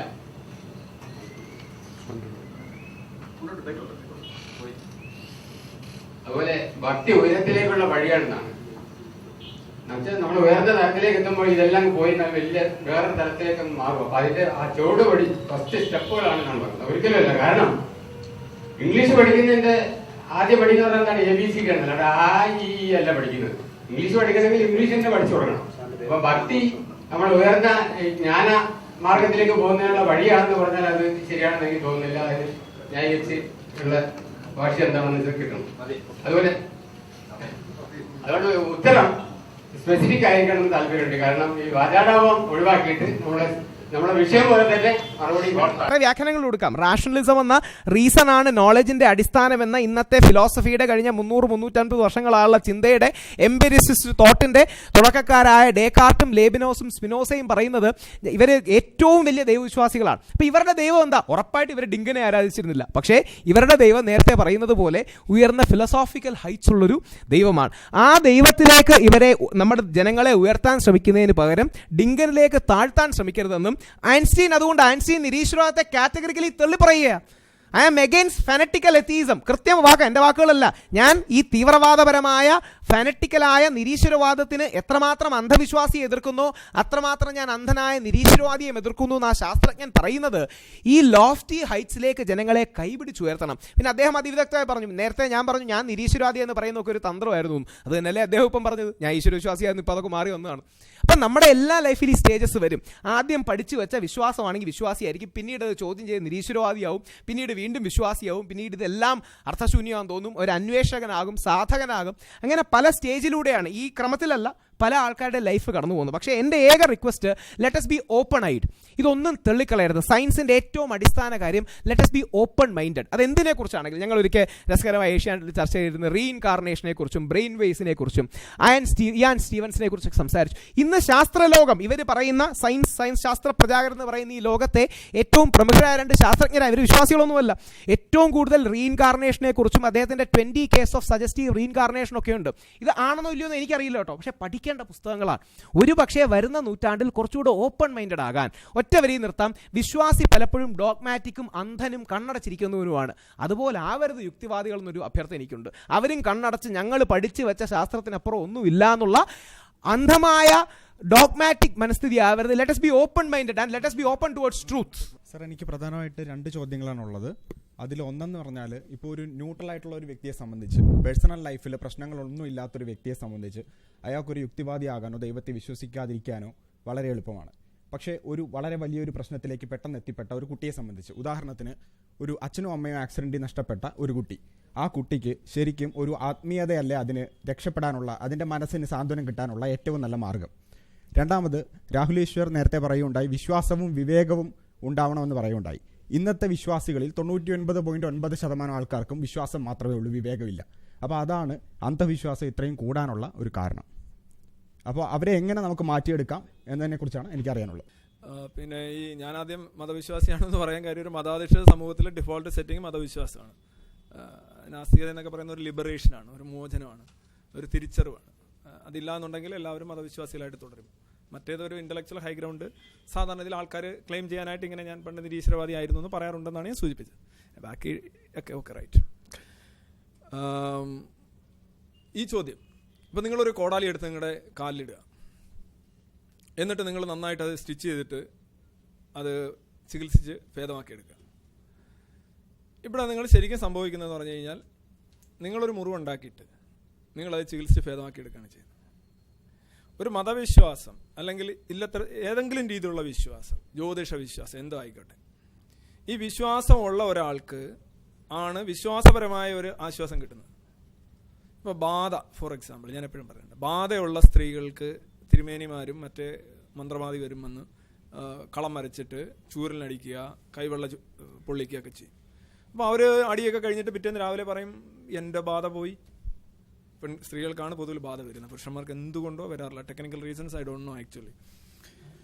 അപ്പോൾ ഈ ബാധ രാവിലെ ആകുമ്പോൾ പോകുന്നു ഈ പെൺകുട്ടി അല്ലെങ്കിൽ സ്ത്രീ പറയുന്ന കറക്റ്റാണ്. കാര്യം അവൾ വിശ്വസിക്കുന്നു, അവളുടെ ചുറ്റുമുള്ളവർ വിശ്വസിക്കുന്നു, ബാധ പോകുന്നു, തിരുമേനിക്ക് പൈസ കൊടുക്കുന്നു. ഈ ബാധയിൽ വിശ്വസിക്കാത്ത ഒരാളെ സംബന്ധിച്ച് അത് ഒഴിപ്പിക്കാൻ സാധിക്കില്ല. ഒരു എത്തീസ്റ്റിനെ വിളിച്ചുകൊണ്ട് ഇരുത്തിയിട്ട് ബാധ ഒഴിപ്പിക്കാനായിട്ട് അടി തുടങ്ങിക്കഴിഞ്ഞാൽ പൂജാരിയുടെ അടപ്പ് ഇളകുന്ന അടി തിരിച്ചങ്ങോട്ട് കിട്ടും. പക്ഷെ ഒരു വിശ്വസിക്കുന്ന ഒരാളെ സംബന്ധിച്ച് അത് കറക്റ്റാണ്. അപ്പം നമ്മളൊരു സാധനം ചുമക്കുകയും ആ ചുമട് അതായത് ആ ഭാരം അത് നമ്മൾ മതപരമായിട്ടുള്ള കർമ്മത്തിലൂടെ നമ്മൾ ഇല്ലാതാക്കുകയാണ് ചെയ്യുന്നത്. നമ്മൾ അഡീഷണൽ ആയിട്ട് നമുക്കൊന്നും കിട്ടുന്നില്ല എന്നാണ് ഞാൻ പറഞ്ഞത്. അതായത് നിങ്ങളുടെ കയ്യിലിരിക്കുന്ന അമൂല്യമായിട്ടുള്ള ഒരു മോതിരം നിങ്ങളൊരു പൊട്ടക്കിണറിൽ എറിയുന്നു. നിങ്ങളുടെ സ്വാശ്രയബോധവും യുക്തിബോധവും സാമാന്യ ബുദ്ധിയും എല്ലാം നിങ്ങൾ മതത്തിന് പണയപ്പെടുത്തുന്നു. അന്വേഷണമല്ല മതം, അന്വേഷണം ഇല്ലായ്മയാണ്. അന്വേഷണത്തിന്റെ അവസാനമാണ് മതം തുടങ്ങുന്നത്. എവിടെ അന്വേഷണം അവസാനിക്കുന്നു അവിടെ മതം തുടങ്ങുന്നു എന്നാണ്. അപ്പോൾ നിങ്ങളത് പൊട്ടക്കിണറ്റിൽ നിങ്ങളുടെ അമൂല്യമായിട്ടുള്ള നിങ്ങളുടെ വ്യക്തിഗുണങ്ങളും നിങ്ങളുടെ ആശയബോധവും നിങ്ങളുടെ അന്വേഷണത്വരയും എല്ലാം നിങ്ങൾ ഈ പൊട്ടക്കിണറ്റിൽ ഇട്ടിട്ട് പിന്നെ മതപരമായിട്ടുള്ള കർമ്മങ്ങളിലൂടെ, പ്രാർത്ഥനയിലൂടെ, ഉപവാസങ്ങളിലൂടെ, വഴിപാടുകളിലൂടെ അത് തിരിച്ചെടുക്കുമ്പോൾ നിങ്ങൾക്ക് കിട്ടുന്ന ആ മോതിരം മാത്രമാണ്. നിങ്ങൾക്കൊരു ഇഞ്ച് പോലും അധികം സാധനം കിട്ടുന്നില്ല. അപ്പോൾ നിങ്ങളൊരു കുട്ടി മരിക്കുന്നു, എന്താ നിങ്ങൾ പറഞ്ഞൊരു കേസ്, ഇതെങ്ങനെയാണ് നേരിടേണ്ടത്? ഞാൻ ഒറ്റ ഉദാഹരണം പറഞ്ഞുതരാം. നിങ്ങൾ ഈ ചോദ്യം ചോദിച്ചാൽ എനിക്ക് വളരെ ഇഷ്ടപ്പെട്ടു. ഞാൻ ആ ടോപ്പിക്കിലൂടെ സംസാരിക്കാൻ മാത്രം ആഗ്രഹിക്കുന്ന ആളാണ്. ഒരു ചാക്കാല വീട്ടിൽ ചെന്ന് കഴിഞ്ഞാൽ ചിലപ്പോൾ മിക്കവാറും ആൾക്കാർ വലിയ രീതിയിൽ കരയും. വലിയ രീതിയിൽ കരഞ്ഞിട്ട് 2-ാം ദിവസം ആകുമ്പോൾ കരച്ചിലിന് അളവ് കുറയും, 3-ാം ദിവസം ആകുമ്പോൾ വീണ്ടും കുറയും, 4-ാം ദിവസം ആകുമ്പോൾ ചെറിയൊരു ഈർപ്പം മാത്രം, 5-ആകുമ്പോൾ കുറയും, 6-ാം ദിവസം നമ്മൾ ചോദിക്കുകയാണ് നിങ്ങൾ ഇത്രയും നേരം കരഞ്ഞുകൊണ്ടിരുന്നല്ലോ, ഇപ്പം എന്താ കരയാത്തെ എന്ന് ചോദിക്കുകയാണെങ്കിൽ അവർ പറയും കരഞ്ഞിട്ട് എന്താ കാര്യം, പോകാനുള്ളത് പോയി. ഇതൊരു റിയലൈസേഷനാണ്, ഇതൊരു തിരിച്ചറിവാണ്. ഈ തിരിച്ചറിവിന് അവർ 7 ദിവസം എടുത്തു. കരയരുതെന്നല്ല ഞാൻ പറഞ്ഞു. ഇപ്പോൾ ഉടനെ കരയരുതെന്ന് പറഞ്ഞു അങ്ങനെയല്ല പറഞ്ഞു. ഇതിപ്പം നമ്മൾ അങ്ങനെ അതൊരു ഡിഫോൾട്ട് സെറ്റിംഗ് ആണ്. കരച്ചിലും ഇത് ജൈവികമാണ്, മറ്റേ മതവിശ്വാസം മറ്റൊന്നാണ്. അപ്പോൾ ഇതേ കണക്ക് നമുക്ക് വരുന്നത് ഇത് ജൈവികമായിട്ട് കരഞ്ഞ് തന്നെ തീർക്കാവുന്ന കാര്യമാണ്. പക്ഷേ എന്നാലോചിച്ച് നോക്ക്, മതവിശ്വാസപരമായിട്ട് ഉള്ള കുറേ ചിന്തകൾ നമ്മൾ പേറുകയാണെങ്കിൽ, നമ്മളൊരു കല്യാണം കഴിക്കണമെങ്കിൽ, ജാതകം നോക്കണമെങ്കിൽ, ബാക്കി എല്ലാ കാര്യം നമ്മളിപ്പോൾ യഥാർത്ഥ വിശ്വാസിയാണോ? ജാതക വിശ്വാസി എന്ന് പറഞ്ഞാൽ യഥാർത്ഥ വിശ്വാസിയാണോ? അല്ല. ഇപ്പോൾ നിങ്ങളുടെ മകള് നിങ്ങൾക്ക് ഒരാളെ വിവാഹം കഴിക്കണം, അന്നേരം എന്താണ് എല്ലാം പൊരുത്തം, കറക്റ്റായിട്ട് പൊരുത്തവും എല്ലാ യോഗങ്ങളും ശരിയായിട്ടിരിക്കുന്നത് ആ നാട്ടിലെ ഒരു ഭിക്ഷക്കാരനാണെന്നിരിക്കട്ടെ, അയക്കുമോ? ഇല്ല. എന്താണ് കാര്യം? ജാതകപരമായിട്ട് നോക്കുകയാണെങ്കിൽ വിശ്വാസം എന്താണ്? നല്ല ഇതാണെങ്കിൽ എത്ര മോശമാണെങ്കിലും നല്ല ജീവിതം ഉണ്ടാവും, മോശമാണെങ്കിൽ എത്ര നന്നായിട്ടിരുന്നാലും പിന്നെ അടി കിട്ടും. ഇതാണല്ലോ വിശ്വാസം. അങ്ങനെയാണെങ്കിൽ ഈ ഭിക്ഷക്കാരൻ്റെ കൂടെ അയക്കണം. നിങ്ങൾക്ക് പണമുണ്ട്, എല്ലാം ഉണ്ട്, മകൾക്കുണ്ട്, എല്ലാ പൊരുത്തമുണ്ട്, കറക്റ്റ്. അയക്കില്ല. അവന് പകരം എന്ത് ചോദിക്കും? ചെറുക്കൻ വേറെ വേണം. ചെറുക്കൻ്റെ ജോലി, അവൻ്റെ ഇൻക്രിമെൻറ്റ്, അവൻ്റെ ഓഫീസ് എവിടെയാണ്, അവൻ്റെ പ്രൊമോഷൻ സാധ്യത, അവൻ്റെ അമ്മ, അവൻ്റെ അച്ഛൻ, അവരുടെ വീട്ടുകാർക്കിനും വട്ടുണ്ടോ, അവർക്ക് രോഗങ്ങളുണ്ടോ, പിന്നെ അയൽവക്കം എങ്ങനെയുണ്ട്, ഇങ്ങനെ തൊട്ട് അവസാനം അവൻ്റെ ജീൻ വരെ പരിശോധിച്ചിട്ടാണ് ഈ സാധനമായിട്ട് പറഞ്ഞു വിടുന്നത്. അപ്പോൾ എവിടെയാണ് വിശ്വസിക്കുന്നത്? യഥാർത്ഥത്തിൽ അവൻ പയറ്റുന്നത് യുക്തിബോധവും യുക്തിവാദവുമാണ് പയറ്റുന്നത്. ഇപ്പോൾ ഇതെല്ലാം പയറ്റി ഇത്ര ഉറപ്പ് വരുത്തിയിട്ടാണ് ഇയാൾ ജാതകം നോക്കുന്നത്. എങ്കിൽ പിന്നെ ജാതകം നോക്കി, അതായത് ഈ പൊരുത്തം നോക്കി നടത്തുന്ന കല്യാണങ്ങളിൽ പലതും വിജയിക്കാനുള്ള കാരണം പൊരുത്തമില്ലാതെ തന്നെ വിജയിക്കാനായിട്ടുള്ള റിസോഴ്സസും സാധ്യതകളും അതിലുള്ളത് കൊണ്ടാണ്. അപ്പോൾ ഇതൊരു അധിക വ്യായാമമാണെന്നാണ് ഞാൻ പറഞ്ഞത്. അധികപ്പറ്റായിട്ടുള്ളൊരു കാര്യം ചെയ്യുന്നു. നിങ്ങളൊരു കുട്ടി മരിച്ചു കഴിഞ്ഞാലും നിങ്ങൾ പോയി പൂജയും വഴിപാടും നടത്തിയാലും ഏതെങ്കിലും ഒരു ദൈവത്തിൽ വന്നാലും നിങ്ങളൊരു സമയം എടുക്കും. അത് നിങ്ങൾ കുറച്ചുകൂടെ തിരിച്ചറിവ്, അതായത് യാഥാർത്ഥ്യത്തെ എത്തീസം എന്ന് പറഞ്ഞു കഴിഞ്ഞാൽ it's a hand shake with reality. യാഥാർത്ഥ്യത്തോട് നടത്തുന്ന ഒരു ഹസ്തദാനമാണ് നാസ്തികത എന്ന് പറയുന്നത്. ഇവിടെ നമ്മൾ വിഹുലതകൾ വിട്ടൊഴിഞ്ഞിട്ട് എന്താണ് മതം എന്ന് പറഞ്ഞാൽ it's A report without support, an illusion, it's without any solution actually, an information without confirmation. ആദ്യ രാഹുലിനൊരു അഡ്ഹോമിനുണ്ട്. ഐൻസ്റ്റീൻ്റെ ദൈവത്തിൻ്റെ തലത്തിലേക്ക് ഉയർന്ന ഒരാൾ ഒരിക്കലും ആ ദൈവത്തിന് തെളിവായിട്ട് ഇൻ്റലിജൻറ്റ് ഡിസൈൻ എന്നൊരു ആർഗ്യുമെൻറ്റ് കൊണ്ടുവരില്ല. കാരണം രണ്ടും ഘടകവിരുദ്ധമാണ്. ഓക്കെ, അതൊന്ന്. രണ്ടാമത്തെ കാര്യം എന്ന് പറഞ്ഞാൽ ഇപ്പം ഐൻസ്റ്റീൻ, ഇപ്പം ഇന്നത്തെ നമ്മുടെ സംവാദത്തിൻ്റെ വിഷയം വിശ്വാസം ആശ്വാസമോ എന്നുള്ളതാണ്. ഈ ഐൻസ്റ്റീൻ്റെ ദൈവം എന്ന് പറയുന്നത് സ്പിനോസയുടെ ദൈവം. കാരണം ഐൻസ്റ്റീൻ പല രീതിയിലെ ദൈവം എന്നുള്ള കൺസെപ്റ്റ് യൂസ് ഉണ്ട്. ഒന്നാമത് പുള്ളി അഗ്നോസ്റ്റിക് എന്ന് പറഞ്ഞിട്ടുണ്ട്. അഗ്നോസ്റ്റിക് എന്ന് പറഞ്ഞാൽ അവിടെ വിശ്വാസം വരില്ല. പിന്നെ സ്പിനോസയുടെ ദൈവം, ഈ സ്പിനോസയുടെ ദൈവം എന്ന് പറയുന്നത് ഗോഡ് ഇൻടോക്സിക്കേറ്റഡ് ജൂ എന്നൊക്കെ പറയുന്നതിന് മുമ്പായിട്ട് സ്പിനോസ പറഞ്ഞത് ഒരു മോണിസ്റ്റ് ആയിട്ടുള്ള, ഡ്യുവലിസ്റ്റിക് അല്ല, മോണിസ്റ്റ് ആയിട്ടുള്ള ഡിറ്റർമിനിസ്റ്റിക് ആയിട്ടുള്ള ഒരു കൺസെപ്റ്റാണ് പുള്ളി ദൈവം എന്നുള്ള കൺസെപ്റ്റ് യൂസ് ചെയ്തത്. അപ്പോൾ ഡിറ്റർമിനിസ്റ്റിക് ആയിട്ടുള്ള ഒരു സംഭവത്തോടും വിശ്വാസം വരുന്നില്ല. കാരണം ഡിറ്റർമിനിസ്റ്റിക് ആണ്. അല്ലെങ്കിൽ ഒരു ദൈവം എന്നൊരു കൺസെപ്റ്റ് വരുള്ളൂ, വിശ്വാസം എന്നൊരു കൺസെപ്റ്റ് വരുള്ളൂ.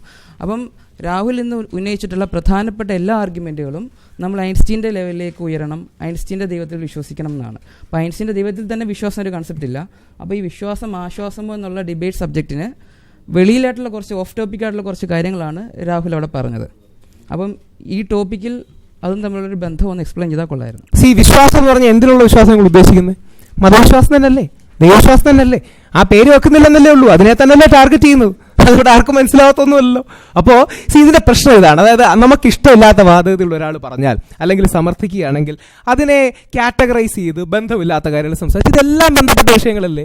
ഇതിൽ ദൈവം ബന്ധപ്പെട്ട വിഷയമല്ലേ? ഈ ദൈവം എന്താ? ഇപ്പം നേരത്തെ ഒരാൾ ചോദിക്കുക ഈശ്വരന്റെ അസ്തിത്വം കണ്ടെത്തിയിട്ടുണ്ടോ? അപ്പോൾ ഈശ്വരന്റെ നിർവചനം വേണ്ടേ?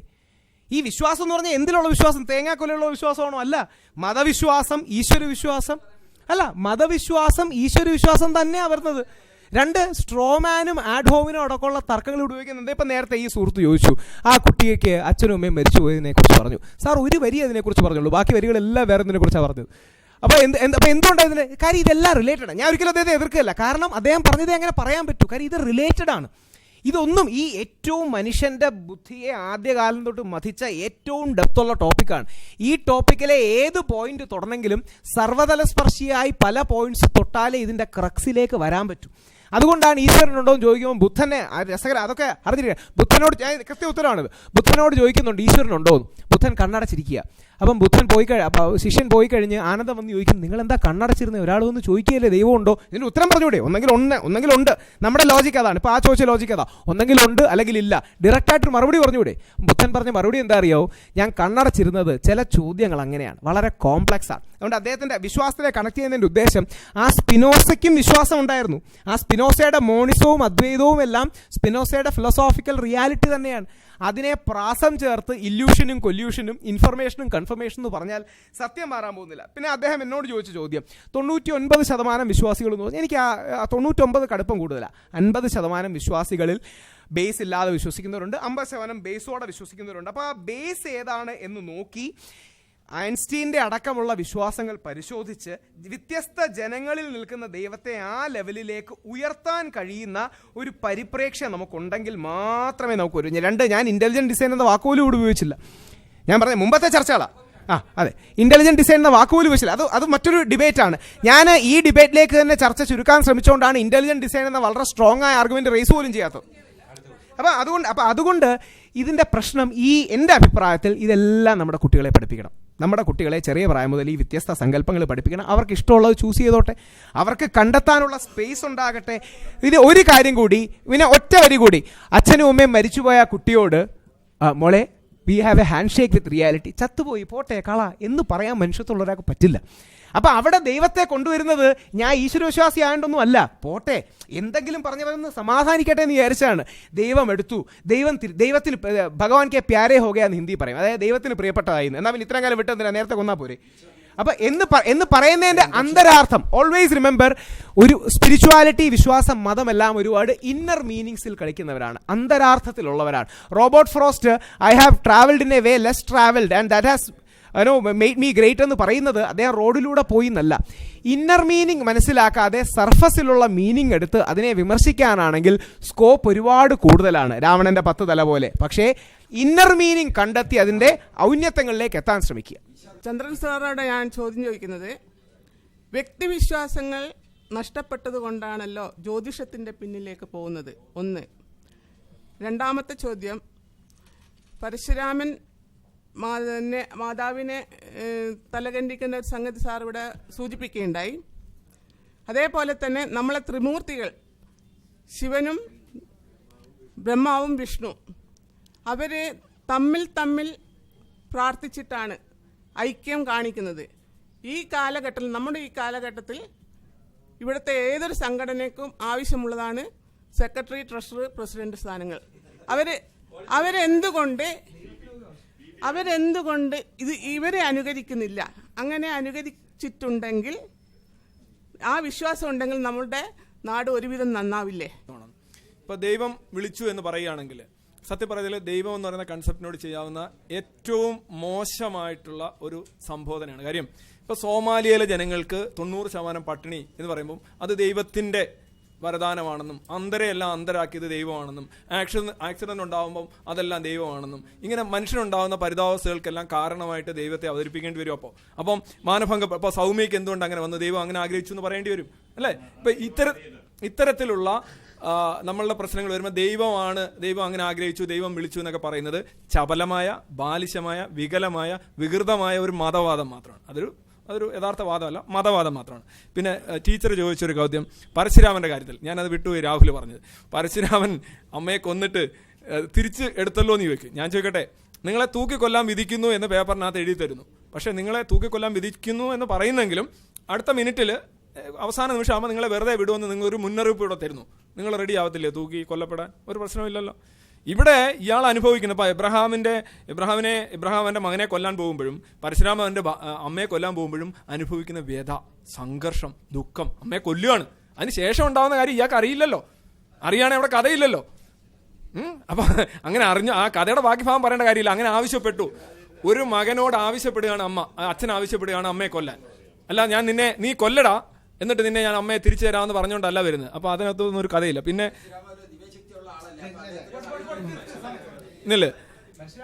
പിന്നെ വേറെ ആരാണ്ട് ഒരു ചോദ്യം ചോദിച്ച ആരായിരുന്നു? 3 ചോദ്യം ഒരുമിച്ച് വന്നിരുന്നു ലാസ്റ്റ്. അല്ല, വേറെ ഒരു ചോദ്യം ഇതിനകത്ത് ഉണ്ടായിരുന്നു. ഏതാ? വ്യക്തിവിശ്വാസം. അതല്ലേ ജ്യോതിഷത്തിന്റെ പുറകെ പോകുന്ന ആരാണ്? വ്യക്തിവിശ്വാസം. അതായത് ഒന്ന് ആലോചിച്ച് നോക്കുക, ജ്യോതിഷം എന്ന് പറയുന്ന സാധനം, വിശ്വാസം തന്നെ അടിസ്ഥാനമായിട്ട് എല്ലാം ഒരു ഒറ്റ മസ്തിഷ്ക പ്രവർത്തനം തന്നെയാണ്. ഇപ്പൊ ചൊവ്വാദോഷം എന്ന് പറയുന്ന ഒരു ദോഷം, ഇപ്പൊ ജ്യോതിഷികളെല്ലാം കൂടെ നിരന്ന് നിന്ന് ഇങ്ങനെ കാസർഗോഡ് മുതല് തിരുവനന്തപുരം വരെ ചങ്ങല പിടിച്ച് ജ്യോതിഷികൾ പറയാണ് ഈ ചൊവ്വാദോഷം എന്ന് പറയുന്ന സാധനം അങ്ങനെയൊന്നും ഇല്ല കേട്ടോ, വെറുതെ തട്ടിപ്പാണ്, ഞങ്ങൾ വെറുതെ പറഞ്ഞാണെന്ന് പറഞ്ഞു കഴിഞ്ഞാൽ ഈ വിശ്വാസികൾ പറയും ഈ ജ്യോതിഷികൾക്ക് വട്ടുപിടിച്ചെന്ന് പറയും. കാര്യം ഇതിങ്ങനെ ഒരു പ്രോഗ്രാമാണിത്. ഇത് ഒറ്റ വിശ്വാസം തന്നെയാണ് പല കൈവഴികളിലായിട്ട് ഒഴുകുന്നത്. ഏറ്റവും വലിയ വിശ്വാസം എന്ന് പറഞ്ഞാൽ അന്ധവിശ്വാസങ്ങളുടെ സൂപ്പർ മാർക്കറ്റാണ് മതം. അത് ഇദ്ദേഹം പറഞ്ഞാൽ വളരെ ശരിയാണ്, ഗണേശൻ പറഞ്ഞാൽ ശരിയാണ്. ഒരു സൂപ്പർ മാർക്കറ്റിൽ നിന്ന് ഓരോരോ സാധനങ്ങൾ ഇങ്ങനെ എടുത്തുകൊണ്ട് പോയി കഴിഞ്ഞാൽ പിന്നെ സൂപ്പർ മാർക്കറ്റ് ഉണ്ടാവില്ല. അതതിന്റെ കളക്ഷൻ ഓഫ് സൂപ്പർസ്റ്റിഷൻസ് ആണ് മതം എന്ന് പറയുന്നത്. അതിനകത്ത് പല തലങ്ങൾ, അതിനെ പെയിന്റ് അടിക്കാനും അതിനെ ശരിയാക്കി എടുക്കാനും അഗാധ തലങ്ങളും അതീന്ദ്ര തലങ്ങളും മറ്റേ തലങ്ങളും മറിച്ച തലങ്ങളും, അതൊക്കെ ഒരു കോഗ്നിറ്റീവ് ഡിസണൻസിന്റെ ഭാഗമായിട്ടാണ്. യഥാർത്ഥത്തിൽ എന്താണ് നമ്മൾ കാണുന്നത് അതിനെതിരെയായിട്ടാണ് ഞാനിവിടെ സംസാരിച്ചത്. ഞാൻ ഒരു കാര്യം ഊന്നി പറയുകയാണ്, ഈ വിശ്വാസം എന്ന് പറയുന്ന അടിസ്ഥാനപരമായിട്ട് മനുഷ്യനെ ധാർമ്മികമായിട്ടും വൈകാരികമായിട്ടും ബൗദ്ധികമായിട്ടും അധപ്പതിപ്പിക്കും. അതുകൊണ്ടാണ് നമ്മുടെ ജയിലുകളിൽ 99% വിശ്വാസികൾ, നമ്മുടെ അഴിമതിക്കാരിൽ, ക്രിമിനലുകളിൽ ഗോവിന്ദചാമിയും വിശ്വാസിയാണ്, സൗമ്യയും വിശ്വാസിയാണ്. Thank you. Rahul Easwar you conclude and 2 minutes കൊടുക്കാം.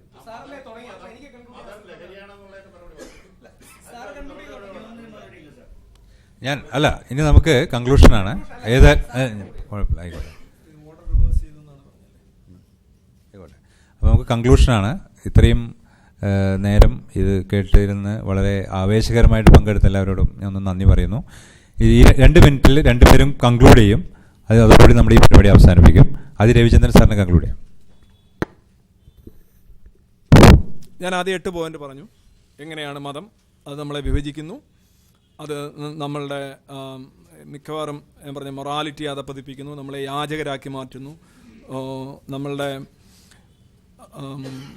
അടിസ്ഥാനപരമായിട്ടുള്ള ഒരു മുന്നേറ്റത്തിന്, സമൂഹത്തിന്റെ മുന്നേറ്റത്തിന്, ശാസ്ത്രപരമായിട്ടുള്ള അന്വേഷണങ്ങൾ, എല്ലാ അന്വേഷണങ്ങളെയും തടയിടുന്നുണ്ട്, നമ്മൾ വികാരജീവികളാക്കി മാറ്റുന്നുണ്ട്.